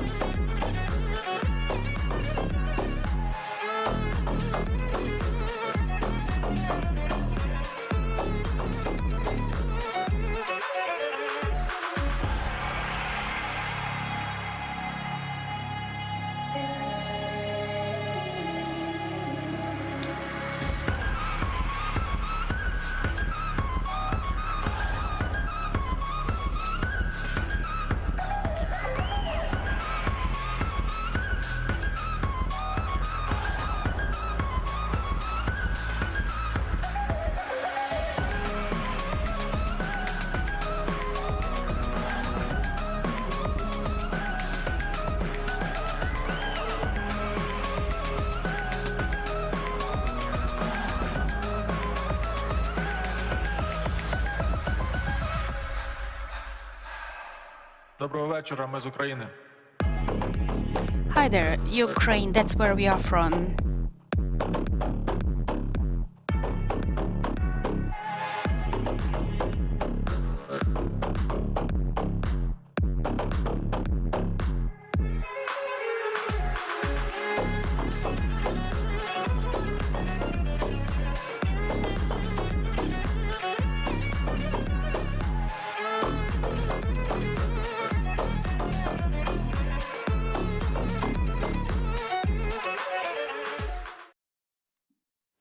Good morning, and here we resume our broadcasting of the first Western, not from the bomb shelter, but from the regular, normal studio based in Lviv. And we have a guest, the writer, the journalist, the observer of the Voice of Ukraine newspaper, Богдан Кушнір. There are three topics to discuss: the creative legacy of the guest and his participation in the anti-terrorist operation, it was the name back then, and the future, any future for Putin. For the introduction of our guest, Богдан Кушнір, as a writer, I would like to remind you of the book, The Revenge of the Intelligence Officer. This is how they were preparing for the Sochi Olympiad. And in 2012, Богдан Кушнір visited Sochi as part of the delegation of the reporters. No, I was there on my own. We shall talk about that. Second book, Богдан Кушнір, The Invisible Web. That was published by the Yaroslav Val Publishing House, and the book by Bogdan Kuzhnir, that's The War, some of the diaries of the Sector A officer, and the next book published by the Kharkiv-based publishing house Folio, on the front line, The Love and Hate. And the recent book, The Blonde Lady for an Oligarch, also published by the Yaroslav Val Publishing House. Why would the journalist Bogdan Kuzhnir start writing the fiction? Because the fiction prose allows you to tell you more than the documentary. You can look ahead, you can draw some parallels, while the documentary genre doesn't allow for that. That's why I went in for the fiction pieces. There was so much information that I've had and collected before, and I wanted to deliver it through. We've been here twice. We went down to the bomb shelter and then we got back. What about the officer, Bogdan Kuzhnir? When you went to the ATO area, how many times have you been to the shelter? Zero. Why? Because there were no bomb shelters available, but there were other reasons, but I'm not going to go public about that. So 20 minutes, the enemy would be striking hard, and then you just withstand. So, since we know each other for quite a long time, and we studied together in the same university, I think I will go quite informal, addressing you. About your creative work, a tricky question to you. I realize that the officer is not in for disclosing the military secrets, but if we read all of these books, 5 books on the table, can we learn about what is happening in Ukraine today? I believe we can learn many more things about what is happening in Russia and about the future. I used to be the reporter of the Melody of Ukraine in Moscow. Also, I went on business trips to Russia, and I know Russia and Russian special forces much better than the Ukrainian ones. I like to make this joke. That's why I was writing about Russia. When did Bogdan Kuzhnir realize that this horrible war was to come? In 1995, the external reconnaissance major I used to know said, "What do you think if Ukraine, Belarus and Russia get together and have the same president?" And I thought, well, I would meet this piece of news with the gun in my hands. And then in 2005, I was holding the gun in my hands. And what about that major? I guess he fled abroad and he works there. When we are talking about Russia, we're talking about Putin backed by 70-something% of people, according to the surveys, and all of the liability and accountability falls onto him. There are 2 options: the moral and political death of Putin and physical death of Putin. The moral political death of Putin, well, hardly anyone knows that the Prime Ministers of UK, Brown and Major, initiated a petition to establish the special international tribunal that would bring Putin into the dock as the war criminal. And obviously it's supported by the US. They called Putin a war criminal, and Joe Biden supports that too. As far as we understand, the process already has been launched to legitimize Putin as a war criminal, since Russia has not signed any international agreements or treaties to be held accountable. We're talking about the special tribunal. Are you going to sign the petition like that? Of course, Putin needs to be taken to the court, but I believe that the court will take place much earlier, and Putin will not live up to that court. Who's going to do that? Russia would benefit a lot, actually, from that situation. You mean that? Yes, I do. Which book describes that? It's this invisible web. What is the nickname for Putin here? He's Putin.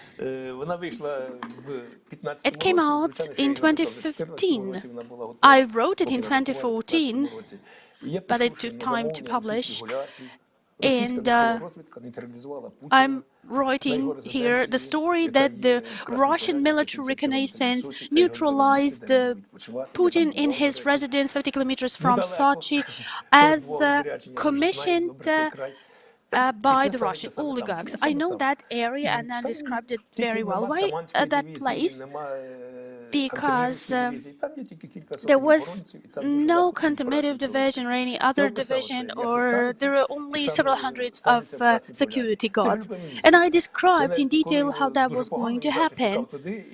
And whenever he felt bad, he would always flee there and hide there. He hardly visits there again. I don't know the reasons. Maybe he has another bunker and shelter to stay. But that's an interesting location, actually. I guess the chief command of the reconnaissance of the Defense Ministry yesterday, they published the information that in Russia they are not satisfied with Putin's intentions and his maniacal intention to blow the entire world. And Bortnikov, I guess, suggested he would do his best to liquidate Putin. I think Bortnikov, Putin, or Patrushev, these are, you know, the old guard. This is the political bureau of Putin, coming from the Brezhnev's Brezhnev stagnation period. This is their age now. Putin is 69, Bortnikov is 70, Patrushev is 71. There are some younger officers, like Shoigu is 67. But all of these people have been there for 20 years in power.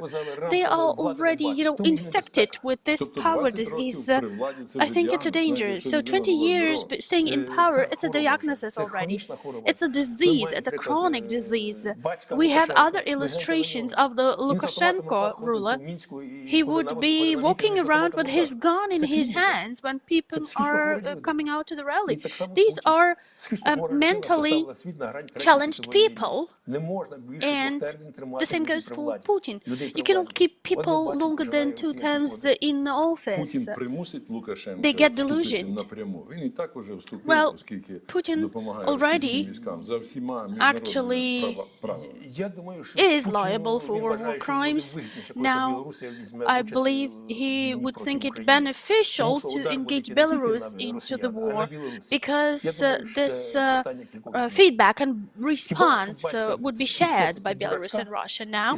Or maybe Lukashenko would act a fool and say, well, I cannot fight them because we are in the negotiation process. And that would help prevent them, possibly. How could you explain the phenomenal heroism of our soldiers? We definitely believed in them and had confidence in them that they are brave and courageous people and heroes, but probably we still underestimated them. Yes, I agree, and it came as a surprise. But we could explain it in the following way. In the east of Ukraine, in the ATO area, they were not allowed to go in combats to attack. They had to withstand. And after several years of stagnation, the soldiers, they sort of spring back to fight. One of the reasons, right? And also in the Yavoriv military training field, they were training the defense operations, and I saw that combat training in the urban neighborhoods, it's not always about the open air and the fields and the forests. It's important to have the skill in the urban settings, and this is the experience of training and the combat experience as well that contribute to the current success. And as the enemies are really burning everything down, so here we have this Molotov cocktail, and now these are Putin cocktails. Putin cocktails that we are brewing. Is this why Putin started bombarding Ukraine with the missiles? I'm not sure about the cost of these missiles, but they are very costly, like tens of millions, dozens of millions of dollars. Obviously, it will go from 400,000 to 800,000 a missile. Well, that's that. If they shoot it in the training field somewhere and hit the military canteen, which is worth $100,000, that's fine for them. And then in the beginning of this campaign, the General Staff Colonel Pomerov said, don't think that the war in Ukraine would last for 3, 4, 8 hours. It's a mistake to think so. He tried to explain what they would face here, the hell of the combat, what the Western Ukraine did in their combat. It lasted 10 years. And here, Ukraine does have the air defense system, and no blitzkrieg could be possible. And that is the only kernel that I read the statement of in the Russian mass media, and he does have the sound opinion. There was another colonel, Barbashov general. He said that Putin needs to resign because what he is doing now means collapse for Russia. These are the two statements that make sense. How much longer time do we need to overcome? It could be the prolonged process, the lengthy process. It depends on the weaponry that we get and support, etc. But we need to have certain processes starting in Russia. We can see the 70% of support, but that's the information from the zombifying TV sets. But there is this Oleg Deripaska oligarch, a billionaire who already claims the war shall be stopped. What is more, he says, how much longer Moscow should be there to rule? We need to develop Siberia, that region. I'm not sure why Russians forgot what Lomonosov used to say. He said that the power and the strength of Russia should originate from Siberia, because there are the subsoils, everything, and you can create things there. Well, I'm not sure Xi Jinping agrees to that. I believe he has the evidence-based approach to justify China's possible actions. Well, when they annexed Crimea, they started looking for other markets to sell the raw materials. And with the ridiculous prices, they faced Chinese partners. This Siberian gas pipeline had the investment of $70 billion. And last year they were selling to Siberia the gas at a ridiculous price. 130 in the first quarter of the year, 170 in the second quarter, and the fourth quarter, $190 per 1,000 cubic meters of gas. So when they did the estimates about the payback period in 2108, all of the retired people would die by that time. Well, this is the propaganda-based project. They wanted to show to Europe that we will do without you, we will find China to support us. But 12 billion cubic meters per year, this is what China needs, but Europe used to buy 130. Well, it's just it's only about China claiming what they need. If we compare the trade numbers with China and the US and the EU, with Russia they have about 200 billion. And with the other Western countries, they have about 600 or 800 billion. These are the numbers at stake, and we can understand where China is going to turn around. Well, when we talk about the US as a member state at night, are they going to really deal with Russia for real? I don't think it's going to be China, but this deluded man will bring the world to the brink. This is like the family, like they live by themselves. Like, what kind of family? The children from the first marriage, other children from the other. He doesn't need anyone. He's on his own. Where do you have this information from? Well, where is Kabaeva staying? In Switzerland. The daughters elsewhere in the world. First wife has a second marriage, and he's staying there alone by his own, on his own in the bunker. But he was not afraid to go out to the stadium. But have you seen the actual location? There was the bulletproof glass transparent shelter. For real, exactly. I was also surprised to see during this concert there was the singer from Chernivtsi region. In the end of that rally, he went on and said, for the homeland, and he's the merited artist of Ukraine. Can you imagine that? Well, we had other cases. Andripoli, the Kyiv-based officer, they are now fighting not by ethnic origin, by the Ukrainian supporters and the Russian space supporters. I think there are many factors. When we talk about the fifth column of Ukraine, I couldn't see a single person who would work for Putin for his ideas, to support their ideas. It's all about the money. The $5 billion they are still looking for. Well, in my first book, The Revenge of the Special Agent, how the money that was allocated for the first column was really wasted. So it was like written in 2013, and then 9 years more they were stealing on and on. If we talk about the Third World War, today Kasparov wrote on Twitter, back in 2014 he warned the world that Putin will never stop in Ukraine. 8 years later now,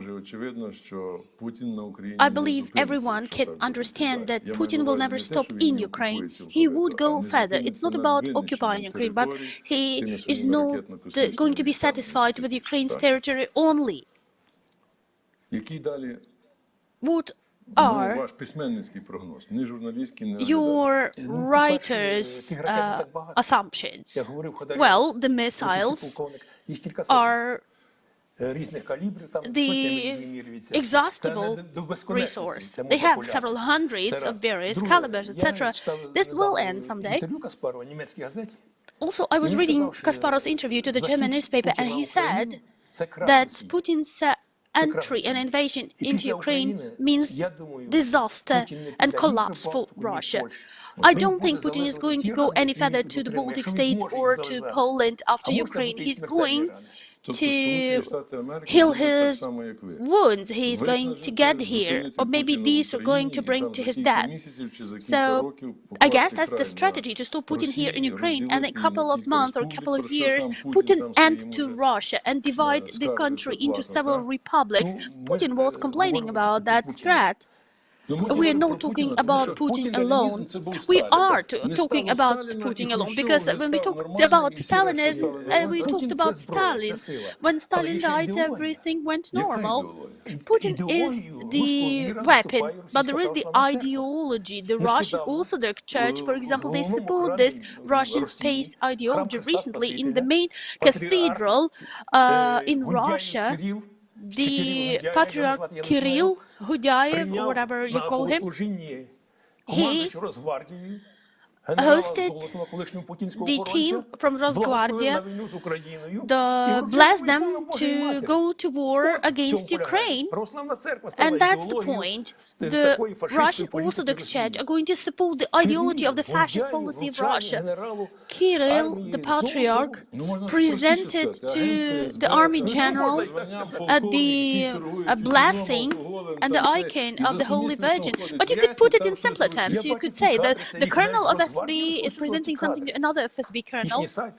Well, that's right, but have you seen the Russian websites? I was shocked to see the content. They presented the Holy Virgin icon to him, and he would be reporting why the operation is failing in Ukraine. And they are trying to hide behind the backs of mothers and children. This colonel, the former Putin's security guard, so Putin is not there to blame. Of course, everyone has the share to be responsible for ideology and the strength and the power and the forces. The Russian space initially had a more positive idea in the background. It was the line coming from the region, and then the government owned it, and the ideology now for the Russian space continues, but doesn't work. When Putin entered Crimea, he lost Ukraine. When he entered Ukraine, he lost the entire world. It's a matter of time, isn't it? And the efforts and the forces that we need to invest into that, right? To stop Putin. I'm trying to track the developments in Russia, their official websites, etc. It's a horrible thing to face. These are many lies crowding together. Is this the empire of evil? No, it's the empire of lies and deceit. The empire of deceit. Well, we are fighting in the front. Our armed forces are doing great. Our information troops are also doing great. The government pull themselves together, and they are trying to exterminate this fifth column politically and in other terms. What about religion? Are we doing great here as well to overcome these ideologies of the Russian space? Well, now we have the priests of the Russian Orthodox Moscow Patriarchate. They are shifting into the Ukrainian church under its auspices, and I can see the process has already initiated and started. But there are interesting parallels to draw. I was reading the memories of the head of the Austrian Reconnaissance Service in the First World War, and he was describing what the Russian Church was doing in that territory. Each sixth priest in Galicia of the Moscow Church was either a traitor or a spy. Each fifth only. Well, these are only the proven cases, and they showed down about 100 or something priests for sharing information and posing problems. And it was back in the Austro-Hungarian Empire when they really respected the rule of law. They had to have the court, etc. Yes, of course. The Southeast Front of Russia published the leaflet for internal use at that time about who would be supporting Russian troops in Galicia. They listed the political parties, the forces, even the specific names. Then the Austrian Reconnaissance Service got the leaflet, and it was the evidence base for the court that helped to condemn them. I wonder whether they have any such guidance these days. I believe they do. They do have it. So if our reconnaissance agents can get the lists of the manpower of the regiments, of the troops, they will get this list of the fifth column sooner or later. Yes, they would. There are also other interesting facts to share. Well, the center of Russian Orthodoxy was there, but we had the Greek Catholics here, and then they were fighting. But but they had the Russian archbishop. He was writing the statements to the nation, like, I deprive you, the soldiers, of the oath that you took to be loyal to the Austrian emperor, and please move to the Russian troops. This is what he was writing. Today we have a different picture and a situation. Now even the believers of the Moscow Patriarchy are doing quite great, killing the Russian soldiers. Have you seen that? I believe we have many facts like that, and this religion doesn't come in the way. Well, this Kirill, the Patriarch, believes he controls the situation, but he is not in control. This is Ukraine. Why would Russians want to destroy Ukraine? Because Ukraine advanced much further, progressed much further, and this old system would die. These are the physics laws. And the successful Ukraine means death for Russia. Back in 1995, I saw the Russian analytical paper about the expectations for Russia in the third millennium. And they wrote and said, if Ukraine separates, Russia would collapse. That's the point. This is the answer to all of the questions. First, they annexed the Crimea and then the Donbass. Now they want to create something else. We should not really make any concessions. This is the war, and we should only aim for the victory. What could West offer to us in real terms, except for the hope and the weapon they have already provided? I believe the economic sanctions and other things that they could give, that's already a lot. Nobody would expect. Then Russia faced the biggest number of the economic sanctions, then Iran follows. When you analyze the losses of Iran and how much they lost, Russia would actually lose many more things. Iran is an extremely poor country these days. It's the terrorist country, the terror state. If they label Russia with this terror state term, then there will be consequences. So in rough terms, we need just to document it and fix it and legitimize somehow, and the international law would develop, gradually develop this narrow corridor for Russia. We have already had a chance to see 6 to 8 hours. It lasted in the Russian TV shows when they were talking about the Kremlin intentions. But how long did they survive? It's already been a month. They were expecting to finish it within 6 to 8 hours. And now what about the Russian generals? The major general would come out and say the blunt lies about what was happening in the war in Ukraine. No one else would be entitled to speak about that. Now the Russian media are banned to call the war. They only label it as the special operation. Whoever says the war, they would be discharged and dismissed. Whoever is criticizing the Russian army is in for criminal liability. Do you think it would make sense to translate some of these books into Russian? Do they have the opposition? Who would do that? I believe this book, if they translate this book into English, and the world could see it. It's a very interesting book to read. And this is the book about the death of Putin, right? No, you need to read the book to understand it. Well, Putin ended up in a bad way. You don't need to read the last page. You need to read the entire book. I'm not going to give you the spoilers. But this book is very interesting to read. I was writing, it took a long time for me to write it. And this scenario will come true, should come true. This is the story how the Russian military reconnaissance liquidate and neutralize Putin as commissioned by the Russian oligarchs.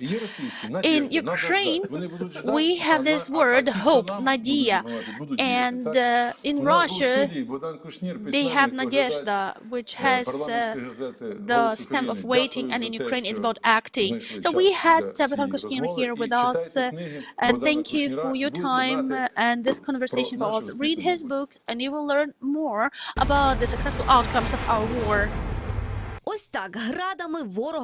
This is how the enemy is punished by the armed forces of Ukraine, by the air defense systems and the rocket launches.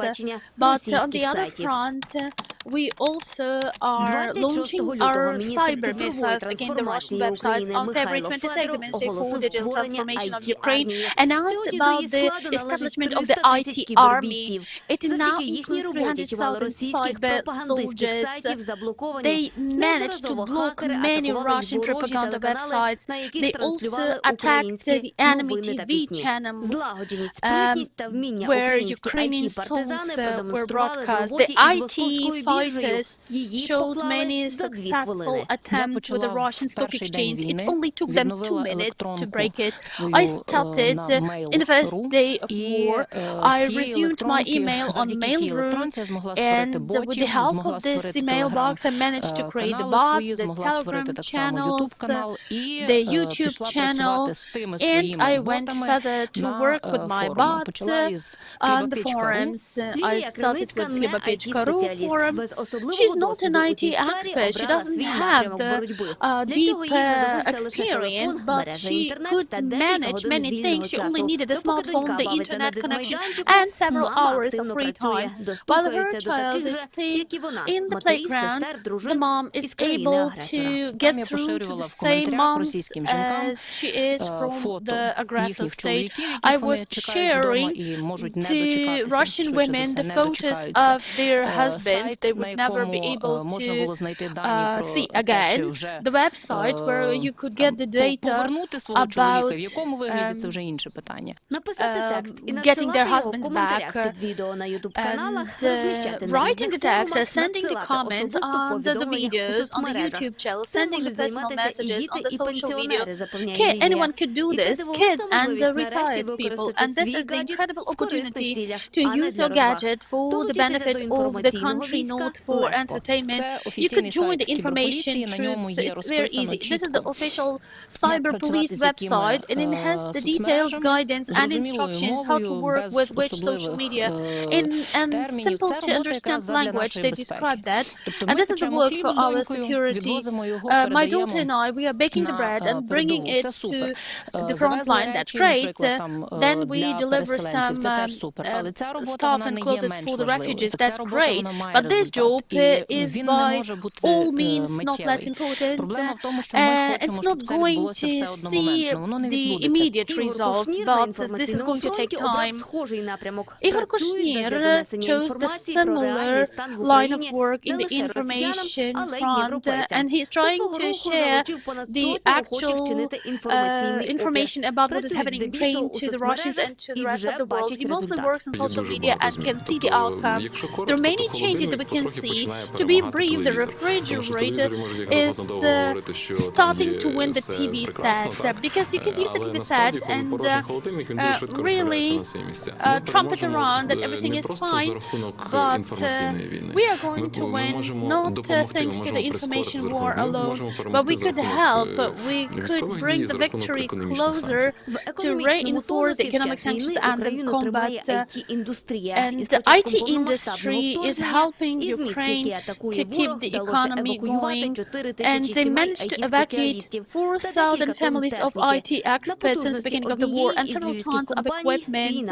One of the Lviv-based companies was not affected by the war. IT is the industry before the war.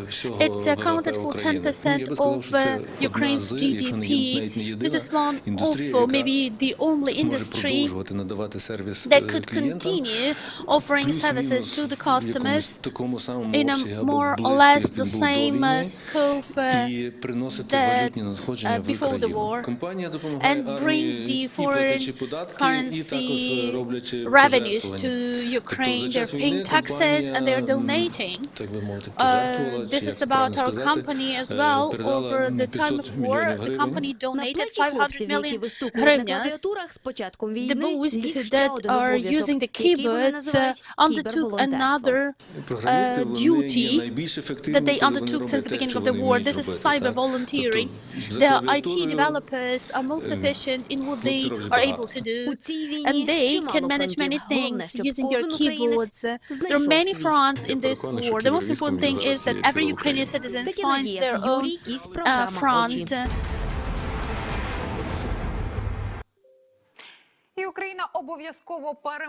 Ukraine will overcome. We are getting back to the news reports. We are about to finish our morning batch of information updates. As of now, Russian invaders abducted the journalists in Melitopol, the soldiers of the Russian Federation. They detained and took away the group of the representatives of the local media holding in the unauthorized, unrecognized direction. They also took hostage 3 employees, as the media group website informed, but any links to the internet resource, they fail. According to another Melitopol internet resource referring to the MV holding, Russian invaders abducted Mikhailo Klimko, Yulia Orlovska and Lyubov Chaika, the reporters, and also the editor of the Melitopolsky News, Yevhen Boryan. In Chernobyl, NPP, controlled by the Russian invaders, over 500 hours, they managed to rotate partially the staff. In the evening of March 20, it was informed by the press service of the state specialized enterprise Chernobyl nuclear power plant. They managed to replace the National Guard soldiers, 4 stalkers, an emergency service officer, and the staff of the NPP. 46 volunteers were sent to continue. In Kyiv city and in Kyiv region, they are going to intensify the curfew to last for 2 days non-stop, starting today, March 21, 9 p.m. until 7 a.m. March 23. During this time, the food stores, the drug stores, the gas stations, they are not going to operate. The only option to go out would be during the air raid alert going to the bomb shelter. And we also have some good news. David Beckham, the football player with 71 million followers on Instagram, granted for 1 day his social media account to the head of the perinatal center in Kharkiv. She showed how they are helping the newborns and the new mothers during the war and how they are hiding in the shelter. So he informed, David Beckham informed, that the Ukrainian doctor would manage his Instagram account, and he encouraged to donate. Each of us is fighting on their own front, and they're sacrificing whatever they could, their time, volunteer efforts, or the cyber front efforts, as you can see from the previous story. Each of us is important. Please stay tuned. Thank you for trusting us, and see you in the evening with all of our presenters. All will be Ukraine. We will win. It's just a matter of time and our trust and belief.